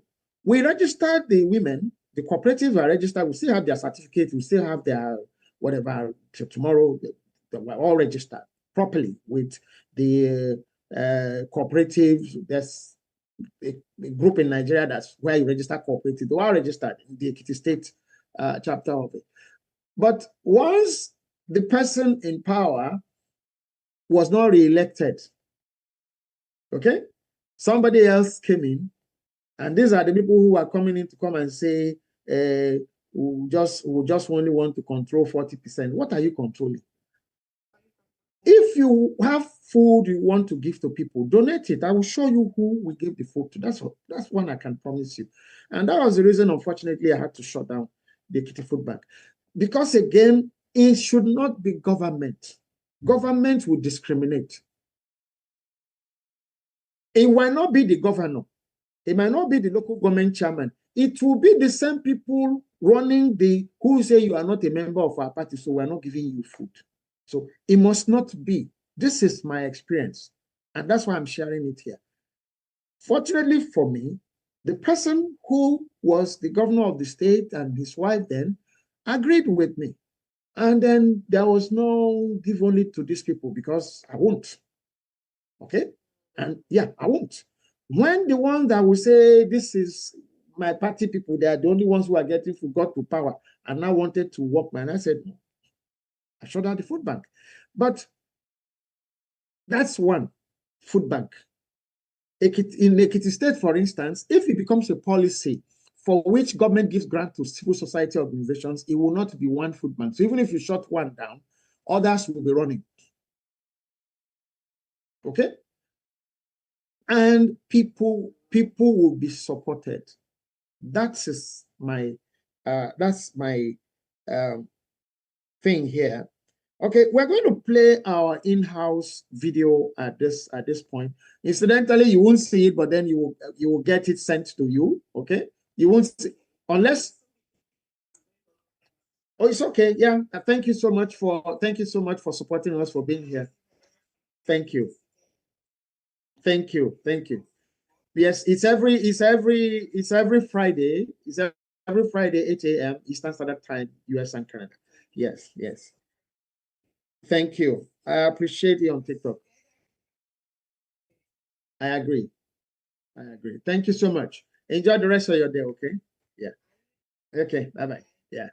So guys on YouTube, thank you. It's our TikTok community we are interacting with there. I'm sure you could hear me, but you might not have been able to hear her.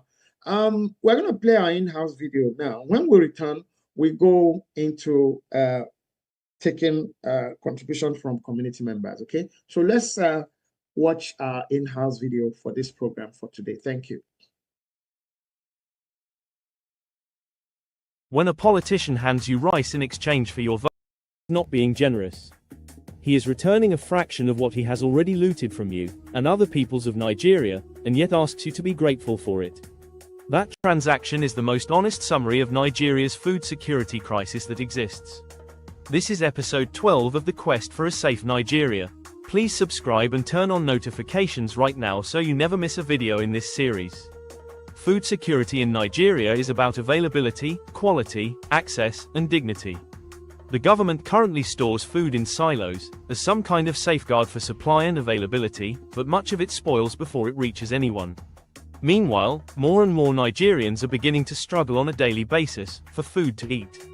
Part of what is needed to secure the peoples of Nigeria is a structured network of food banks, run by civil society organizations, NGOs, with guidelines for credibility, accountability, transparency and sustainability, towards their target populations, with funding support through the kinds of grants that budget padding money is currently being used to buy luxury for a privileged few.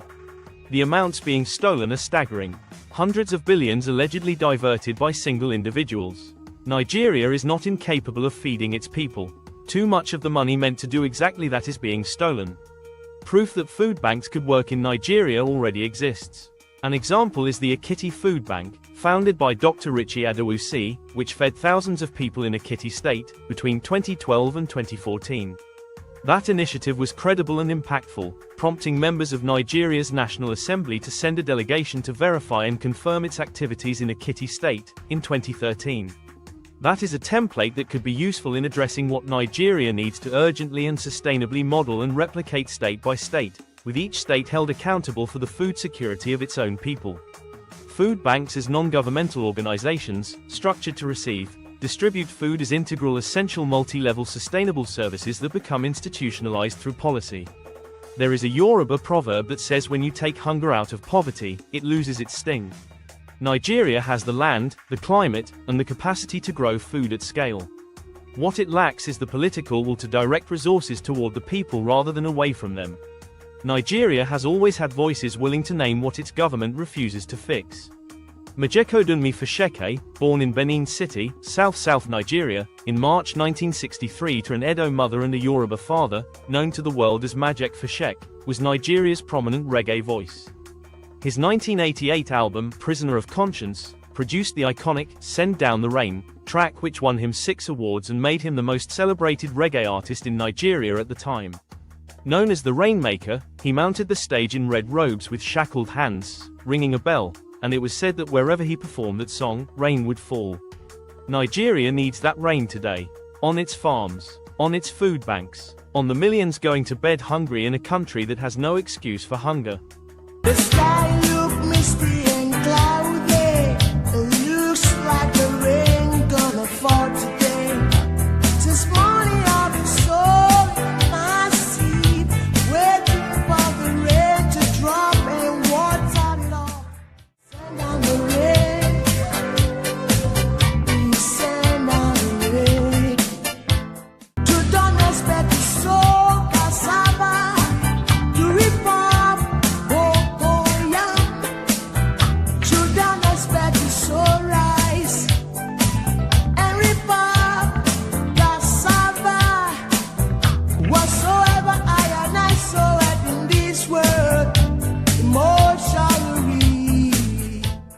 peoples of Nigeria need to mobilize, demand food banks in every state, grants for farmers, and full accountability for every naira budgeted for food security.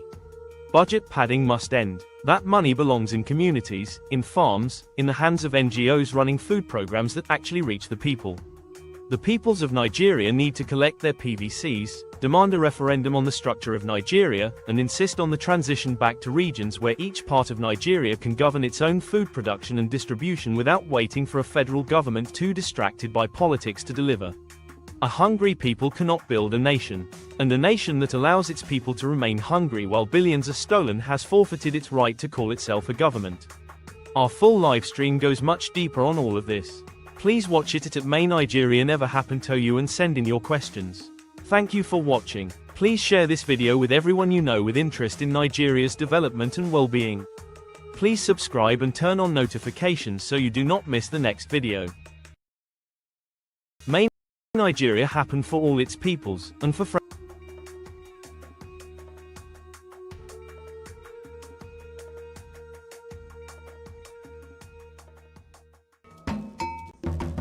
when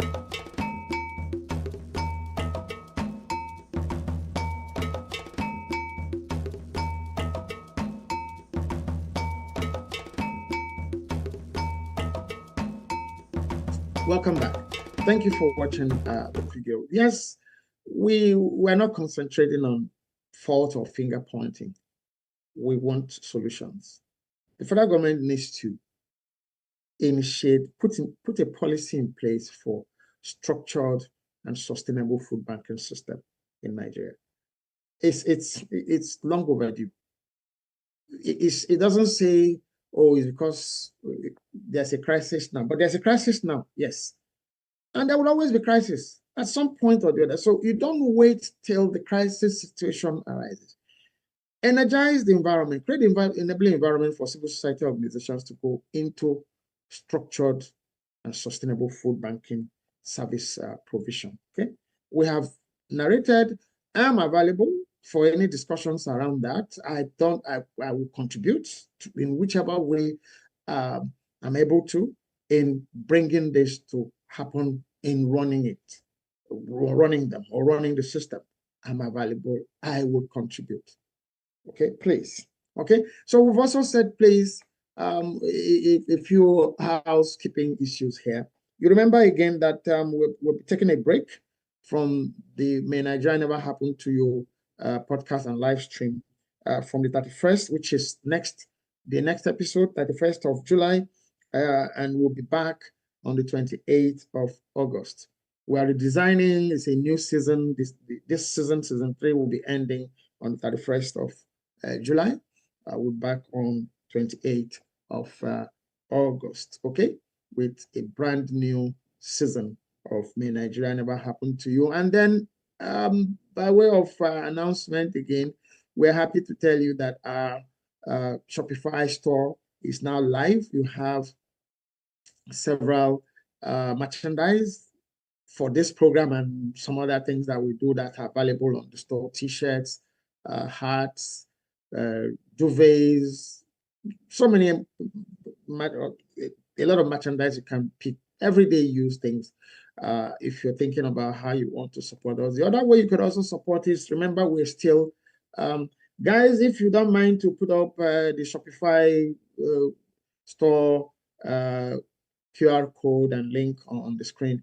We're also active, okay, for our campaign to raise funds to produce this book, Biafra Lest We Forget, as a documentary. It's a story in pictures. Some of us are not very good with reading books. Not that we are illiterate, we're just lazy about reading books, but we watch videos on TikTok. So we'll produce this. We've been at it. If you've donated already, thank you. If you've not donated, please, scan the QR code for the GoFundMe, even as you scan the QR code to go to our Shopify store to pick up merchandise that you would like. Please support the GoFundMe campaign for us to produce this. We're not going to sell the documentary. It's going to be available in the public domain for anyone to download and watch at any time. You can also pick up a copy of the book itself, Biafra Lest We Forget. It's available there online. It's also there in our Shopify store. You could find it with my other books on parenting and other issue areas. So thank you so much as you do that. And we go straight now into contribution from our community members, so we don't take too much of your time today. The first one here said, do you advise that every Nigerian has at least a small plot of land for some farming? Every Nigerian. It's a good wish to have, but then is it possible? I remember in the during the administration when General Olusegun Obasanjo, his military administration as head of state, there was a program that Nigeria had then called Operation Feed the Nation. Okay, it was people were encouraged to plant. So you can plant anywhere. You can even technology even makes it possible. You can grow things even in your sitting room if you want. But the important thing is the bigger picture. See, it's nice. These are nice to do, things nice, feel good things. The big thing is that the people who are actually engaged in farming should be able to do it safely. They are not. Okay? There should be security for people to go to farms and farm. There should be security for them to carry their farm produce to go to the market to sell for those who are not farming, who cannot farm, who cannot have land. There are some who cannot have land. Truth. Okay, so let's not go into the discussion of government should make land available for everybody to at least. That's not going to happen. It's not going to work. But government can create the enabling environment for those who are engaged in farming to engage in farming safely and productively. That will now benefit everybody else. That would also now contribute to the whole issue of the food security we're talking about. Food security means, part of it means people being able to farm and grow and harvest and store and process safely, unhindered. But that's not what's on ground in Nigeria. Okay. The second one here says, another thing affecting farming in Nigeria is its passive connection to poverty. How does the government change that?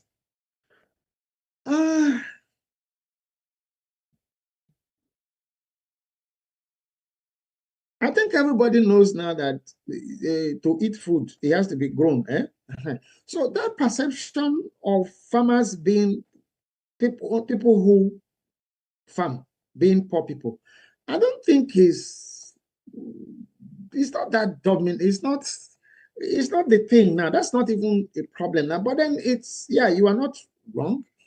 I remember myself in this same book, I narrated an experience, a conversation I had with the then First Lady of Ekiti State that asked me what did I think at that time, or what do I think are the challenges that Ekiti had, the people of Ekiti had that time. And I told her two. One of it was that Ekiti had a problem of the supposedly called the fountain of knowledge, right? But then Ekiti was producing graduates, but they had no industry to absorb the graduates. So the graduates go to other places, work, pay their taxes there, develop those places. Ekiti remained where it is. Why? Ekiti is an agrarian state. But just in line with what you've just stated here, people looked down on farming and farmers. Everybody wanted their children to, still want their children to go to university, get white-collar jobs. No. We can create white-collar farmers. And I set out to create it. I don't like complaining about things. I like to show that things can change. So, at the same time, actually, before I founded the Ekiti Food Bank, we founded a program that we called Camp Better Ekiti. It was an agro-allied entrepreneurship business program targeted at young graduates. Okay? The very first cohort, we used a criteria to select people, young graduates from the 16 local governments of Ekiti State. I think 2 from each local government then, and then 4 from the state capital, which was Ado Ekiti. And they were in residence, I think for Was it 3 weeks? The person who handled their business planning sessions is now the dean of the Faculty of Business Administration at the University of Lagos, Nigeria. Yes, the person who took them in business planning sessions, who coordinated the business aspect of what they are supposed to do. We invited other professionals to teach them fishery, cropping, animal husbandry, and yes, for those, and at no cost to them.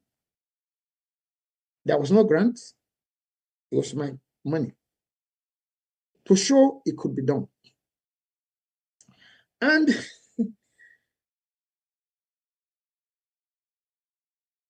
I sought to, make the program technology compliant, because each of the beneficiaries were supposed to go back. The program was designed for them to go back to their individual local government farm, engage in either cropping, animal husbandry, or processing or distribution. And then also undertake to run community mentorship programs for secondary school students who could then have a small portion of land that behind their homes or compounds where they could farm vegetables. So that, that way, you see, this person is a graduate, he's farming. He's one teaching me to farm. You don't complain about things and just look at them and think that they will change. I'm not telling you what I'm thinking. I'm telling you what we have done. We did.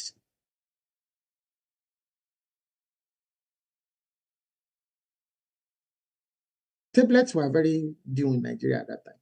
I'm talking this 2011. 2011. Incidentally, I imported those tablets from Canada here. Yeah.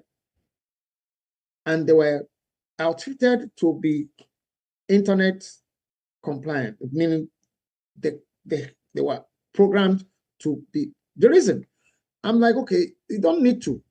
Mobile services were already popular and used widely in Nigeria then. So I'm like, you don't need to keep coming to town to file in your report, because they are supposed to file in reports. They were also supported by people, agricultural professionals who could give them advice, who created that community, give them advice, virtual community, say, okay, you have this problem in your cropping, this is what you can do, this is what you can do. I imported tablets and gave to each participant, each beneficiary, that first set of, that's two, I think all of them were like 24, I think so, the very first set. But guess what? I had to go to a service provider, MTN, their office in Ado, for a service issue. And I saw somebody standing in a queue holding one of the tablets I imported, because I recognized it. Tablets were not, anybody go and check how many people had tablets in Nigeria. Was not widely, not to talk of in Ado Ekiti. And I walked up to the guy, hi, how are you? Because I don't know him, I didn't see him. He's not one of the beneficiaries of the program. So what would the tablet be doing with him? How did you get this? He said, Fayemi gave him, meaning the name of the governor. I said, I laughed. Tell me how you got this, or I will take it off you now. He said, no, you can't do that. I said, I can. Unless you tell me how you got it, who gave it to you? Where did you find it? Fayemi didn't give it to you, so forgive. No, it's not fine. It's not government. Which is why programs fail. Yes. Internal sabotage. It turned out that one of the beneficiaries who got that sold it to him. I don't want to dwell on that. I've seen. So I know enough that things that could make things work, things that also make things not work, but we cannot, because of things that will make things not to work, not try. There are discouragements. You also put checks and balances in place. Should things happen, that individual, that particular person, that particular group face what they need to face. He wouldn't use it now to punish everybody else. No. Okay? That perception could change. Ekiti State government, about that same time, now initiated a program that they called Y Card. It was an agricultural support, an entrepreneurship support program focusing on agriculture. Actually, everything that can better Ekiti was supposed to, I don't want to go into that conversation and negotiation whether somebody took or somebody did not take my no. I was glad if they did, because I actually handed the blueprint for Campbell Ekiti program to the governor then. Okay, so I'm glad if they copied it, because that's what's supposed to happen anyway. I'm here saying let the federal government put a policy in place, let state government put a policy in place to create policy or to create a sustainable, structured and sustainable food banking system. Yes, I'm here to give my ideas. Anybody asks me, this is what I can do more study, I can do more research to say this can work, this can work, this had worked, this had not worked. We need to help, we need to support, okay? So that Y Card is successful in Ekiti State, encouraging graduates to go into agriculture and agro-allied businesses. Yes, you could check, you could go and check. Y Card, I think they're still running it. So it could happen, it could be replicated in other states. The problem here is people are not studying what is working in other places. People are focused on now handouts, creating political thugs to retain political offices. So you find a school dropout, you ask him, what do you do? I'm a politician. Everybody is a politician. And at the end of the day, when they get out there, they've been laundered by money that somebody has looted, given them to support as thugs. They eventually get pushed forward because their sponsor, their mentor, trusts them to continue doing what he or she would have taught them. They will launder them and they'll get into public office. Now they don't have the requisite qualification. They go and forge documents to be politician. You see how this whole thing corrupts everything. But the Y Card system, the Canberra Ekiti program, was designed to make agriculture attractive to young graduates. And it has worked. It can be replicated in other states. It should be replicated in other states. Okay? Another community member here says, what makes you certain that the kind of system you operated with the Ekiti Food Bank can work in every Nigerian state? It can work in every Nigerian state. Ekiti is a state in Nigeria. I'm a Nigerian. I founded it, I ran it. I resisted when the issue of polluting it for political reasons. Everybody might not be me, but it can work. It would work. It has no choice but to work. There's emergency, there's food, there's hunger emergency. It has to be approached and targeted structurally. Not handouts, not politically linked food handouts. No. It has to be a system on its own. Devoid of politics, devoid of any kind of parochialism. Okay? It can work. I say it again, I'm available to share my experiences, to contribute even more, okay, to any state. We have stories of granite pyramids and other large reserve of food in Nigeria. What happened to them? Good question. What happened to them before the banditry came in? Those people who were farming, whose fathers, whose relations were those big granite farmers, cocoa farmers, cotton farmers, timber merchants. They are going to school, wear white, wear tie, jackets, one air conditioned offices, to help them to worsen everything, they found something in the Niger Delta called oil. Okay? So everybody now sat to wait to get allocation from federal government, which is why we are saying, let Nigeria transition back to regions. Every region in Nigeria has a natural resource to sustain it, to even now donate to the Commonwealth of the Federation. But because some people have found a way to gather everything together, they found a way to dominate and then continue to loot the center at the expense of the federal constituents. Okay? So that's what happened. They stopped farming granules. They stopped, but have people stopped eating peanut butter? Have people stopped eating peanuts? No. What happened is that Nigeria's loss became the gain of other countries.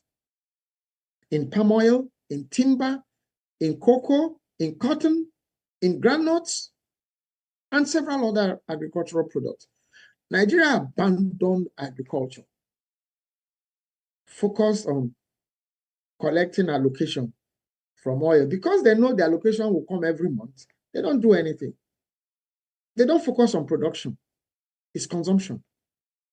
Collect allocation, finish it, wait for the next for the next month. Actually go and take loans with the expected allocations, and they will get the loans. And what did they do with the loans? Political campaign to retain office, not services to benefit the people. But we're seeing that people can implement services to benefit people. Somebody has done it successfully in Anambra State. His name is Peter Obi. Somebody is doing it in Abia State right now. His name is Alex Oti. So these things can work. Groundnut pyramids can still reemerge in Kano and in such states where groundnut is, grown. The cotton warehouses, timber. Right now, you have people are harvesting timber, but what program is in place for reforestation in Nigeria? What? How many new trees are planted every year? I mean, in a structured and organized way, a sustained way.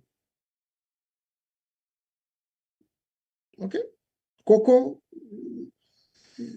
Okay, there was something in the news the other day that the president said Nigeria will no longer export cocoa, it's going to process it. Good news.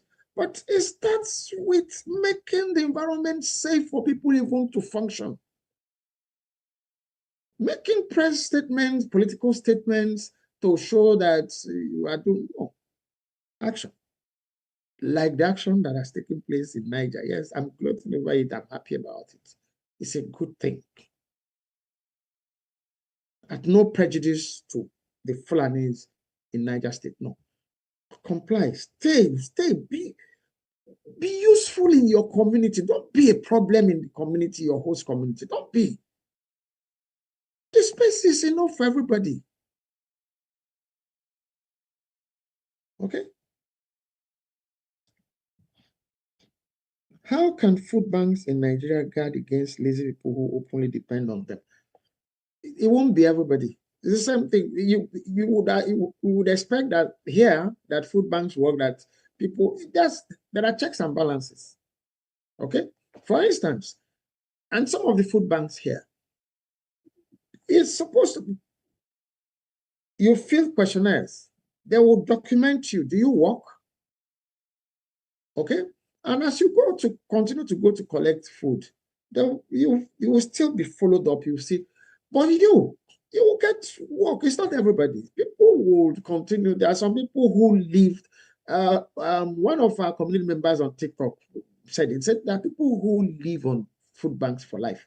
Yeah, there will be such people, but most people will go to the food banks because they have, challenges, temporary challenges.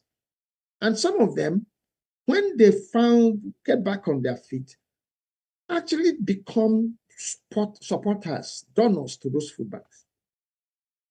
And there'll be more of those. There'll be more of the people who would feel, no, I'm not supposed to be collecting this food anymore. There'll be those who will keep going. But let the structures be in place. Those who want to collect, okay, if they stop collecting the food that will go from the silos to the food bank, who will eat them? How would you create more space? So let such people be there. There's enough to sustain that system. Yes. Okay. Why did you discontinue the Ekiti Food Bank and not replicate it in other states?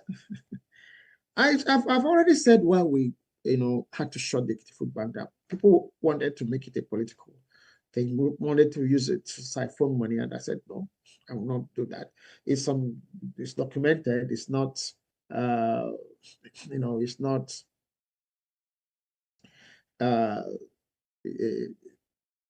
it's not okay. We're back here again. So yeah, we are discussing community members now.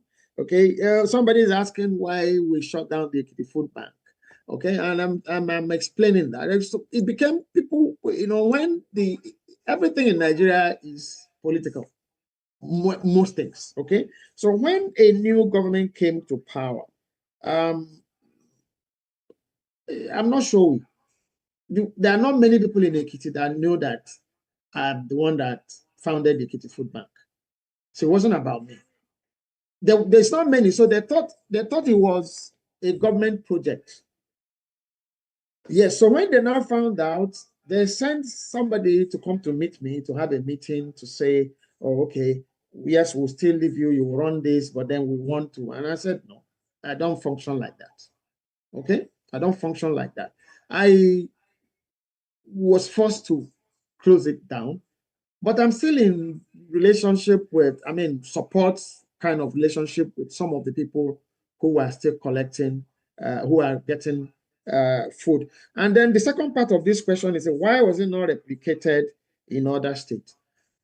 Well, I didn't, it wasn't a commercial thing. We were there to share experiences with other people who would have been interested. I know there's a picture that's been scrolling in one of the pictures, as part of one of the pictures behind me here on YouTube. The National Assembly heard about the Ekiti Food Bank and actually sent a delegation to come to Ekiti to find out whether it was true that we were doing what we were doing. It was true. And we took them round to show the soup kitchens, show people who are being served, people who are collecting. And the leader of the delegation himself actually joined in handing out. I don't know him. I don't know his name. If I see him tomorrow, I don't know. Even after then, and there was no contact, there was nothing, But they came to see. I'm also aware that there was an inquiry from the Osun State governor himself about the food bank, about how to start it in Osun State that time. For whatever reason, the person who was also an Ekiti State government top, official, never got to us, never said, oh, these people want to set up, can you help them? Never. I had that information from a third party who was at that place where the Osun State, it was Aregbesola that time that made that inquiry about, oh, you guys are doing great things. And I understand that my friend, the governor, that said, oh, it's not me, it's my friend who is running it. But talk to this person, he can help you get across to him so that he can. They never did. So I don't know. It wasn't that we were not available to help other states to set up. And that's what we're saying here. There's no competition. You understand? So he succeeded. It actually succeeded. The Osun State governor knew about it and wanted it, but then somebody here, for whatever reason, didn't want to introduce us to the Osun State governor. But that's a fact. That's documented. So,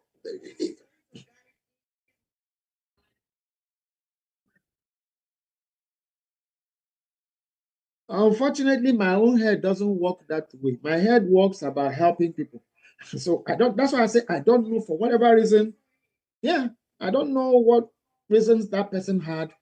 Because the person that eventually informed me said, have you been to Oshu? I said, to do what? He said, but the Aregbe was in a meeting in so place with so people, and he asked, and your friend, the governor, said, no, it's my friend who is running. Talk to so person. He's the one that is can, and that talking never happened. So the person who was passing that information was shocked that the person who was supposed to reach me never did. Okay, but I'm answering a question here because a community member is asking, why didn't I help other states? Why wasn't it replicated? It's not about me. I focus on Ekiti. And even Ekiti itself, I had to discontinue but when it becomes a policy program, when it is a structured, sustainable national program, civil societies will buy. It's not government now. That's part of reasons why I'm saying it should not be government. It should be civil society. It should be non-governmental organizations founding food banks, which is what is happening here. It's not government is not running any food bank in Canada. It's NGOs, okay? So civil society, but the government should put policy in place to control, to regulate it. What will qualify you for getting grants?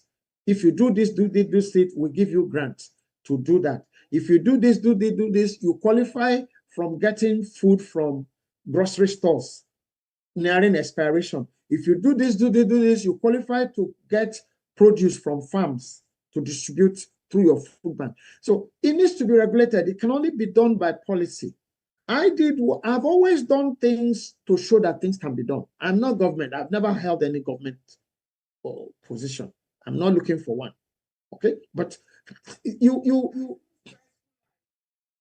well, every life is stressful. Everything I've done, I put myself in it. People have, when I started this program till tomorrow, people are like, Rich, what's your problem? May Nigeria never happen? Me, I want Nigeria to happen to me. I said, look, you don't understand. There's a difference between Nigeria happening to you and Nigeria happening for you.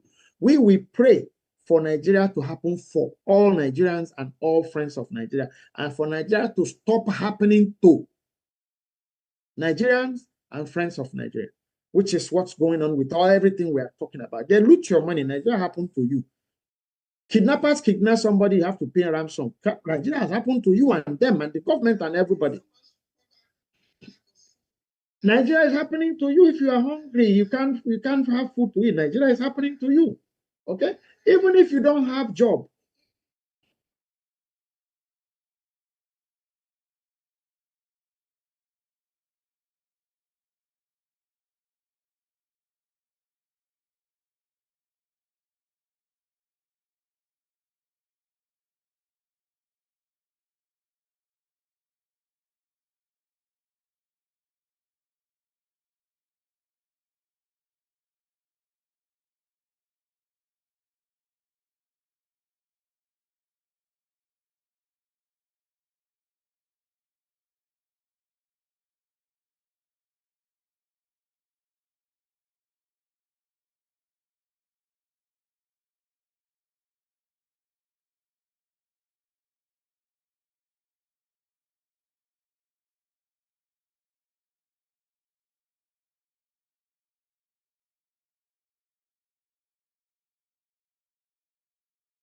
Mm-hmm.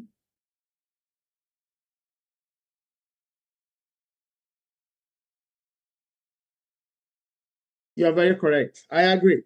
Okay. Yes, we have Go Meg back on TikTok, guys, on YouTube. Okay. I wish you could see her beautiful product. Don't worry. Next week, I would ask her to send me some videos. Okay. I will show you. And so if you're in diaspora, you need to patronize her. Delicious, delicious products. It's a story worth telling. At some point in some other program, we will tell her story, how she got started, and all of that, to also show you that you don't need to sit with what they throw at you. Okay, you don't need to sit with what they throw at you. But today we're talking food security. We'll come back to talk about, you in diaspora. At some point, we'll have that. We'll just generally talk about that. So the next question here, community member here say, what part should every Nigerian play to turn this food security crisis around? You see, in the picture I painted, everybody is involved is inside that picture. You have people in civil society. You have to be willing to say, I can found a food bank. First, let's start with the government. The government is okay, we'll create a policy for food banking system in Nigeria. The policy is there, it announced the grants that are available for qualified civil society organization are known. So you're in civil society, or you can form one, even if you don't have now. You can form one. Found a food bank, but qualify, go and register, do the things that they need, but be sure, be committed, be willing, not just to do it. They will give money and collect the money. You will go to jail. You will go to jail. So let the legal system work. Let's not say because people will steal, some people will divert the money, so you won't do. No, they go to jail. Simple. They get arrested, indicted. Let the systems work. Now that's civil society. Now, the manufacturing sector itself, buy into it. Your products that are nearing expiration and not, enroll into the program. Farmers, enroll into the program. Okay? Now, that MDA, that parastatal that is responsible for buying excess grain, as it was called, for silos to store up and all of that, buy into the program. Don't become a clog in the wheel of releasing the grains to the food banks. Don't become a clog in the grain in the system by not stopping to take off produce from farmers to now enable them farm more. Farmers be determined to farm more, because this question is, what could people do to be involved in helping the food crisis program, food security issue program? Yes. Now, farmers, can you go to farm if terrorists and bandits and kidnappers are harassing you the way they are now? No. So government make the country safe for people to go to farm, for people to take their produce to the market, for people to be able to travel from one city, one community to the other without the fear of being kidnapped, without the fear of being killed. All of these are important. So everybody has a role to play. I'm here and playing my own role. Some people will ask, what's your problem? Why don't you just sit where you are and shut up? Well, unfortunately for everybody, God did not create me that way. I cannot shut up. God did not create me to shut up when things are not right. Okay? He has not only not created me to shut up, he has also, made me knowledgeable about some things. So I can share, I can contribute what I have. And that's what I'm doing. That's my own bit here. There are other people wherever you are. It's not until you give money. It's not everybody that has money to give. Some people, you have more than money to give. Your knowledge, your expertise is more than money. Okay? Give it, support. The people in government, public office holders, stop being clogs in the wheel of progress. You are the ones teaching politicians how to hide money in budgets. You are the ones who are teaching them how to steal money. You're also the one we are the one teaching them how to take the money, where to put the money that you show them. You are the one teaching politicians. Everybody is shouting politician, politician, politician. The public service is the crockpot for criminality. Stop. Think the service. Think who has carried anything anywhere. Look of all the people, think of all the people that were called super palm sex in the 70s, in the 80s. Where are they now? Where are they? All of us will go their way. So when it's not a case of we are happy, anybody has died, no longer here. All of us at some point will not be here. What legacy did they leave? Leave your own legacy. I'm trying to do something on my own. That's why we're here. Okay? This time we've spent running this program, it's a year now. By the time we run the episode for the 31st of July, which is next Friday, we would have completed 1 year of running May Nigeria Never Happen to You. Okay? Thank you. Thank you. Thank you. Thank you. Thank you. Okay, so it's a pleasure to be able to say, it's not every day we come here or every day people should come and criticize. When you criticize, don't criticize for the sake of criticizing. Criticize, point out what can be done to correct what you are pointing out. That way, it becomes win-win situation for everybody. Okay, so I want to thank you also very much for making my day today and the program. I'm so happy and grateful for all our friends on TikTok. Wow, we've crossed 10K likes on TikTok. Thank you so much, guys. Thank you so much. On YouTube, please, if you have subscribed already, thank you. If you haven't, please do subscribe. And like we said, we are still running our GoFundMe campaign to produce this book, Biafra Lest We Forget, as a documentary, as picture. If you have donated already, thank you. If you've not donated, please kindly send us your donation. Nothing is too big, nothing is too small. Scan the QR code, go to the GoFundMe page and make your donation. We'll be glad that you did. Okay, or you can also pick a copy of the book Biafra Lest We Forget. That's the book that all of this started on. Okay, and that's why it keeps. And you could see we've talked about food security today.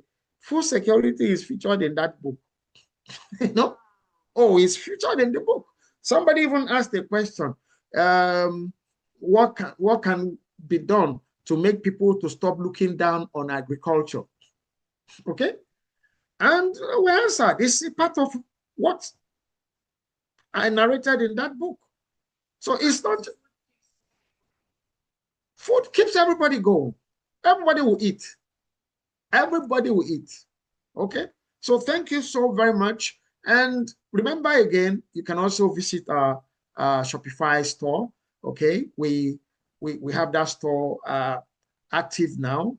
We have merchandise from this program: t-shirts, caps, bags, travel bags, all sorts of merchandise that everyday use things that you can use. And then also know that when you pick up one, you are supporting us on this program. So thank you as you do that. Okay, you'll find the QR code for those of us on YouTube. You'll find the QR code to the GoFundMe campaign page. You find the QR code to buy a copy of Biafra Lest We Forget 2. You also find the QR code to go to our Shopify store to pick up any of the merchandise that we have there. So thank you. It's been a fruitful and eventful episode. I look forward to seeing you on the last episode for this season, season 3. That will be on the 31st of July. Thereafter, we'll go on a break till the 28th of August. So thank you for being here. My name is still Richie Adewusi, and on TikTok is Aderopokan. So thank you, guys. Till I see you on the next one. Bye-bye. Bye-bye, buddy. Thank you. Check. Yeah.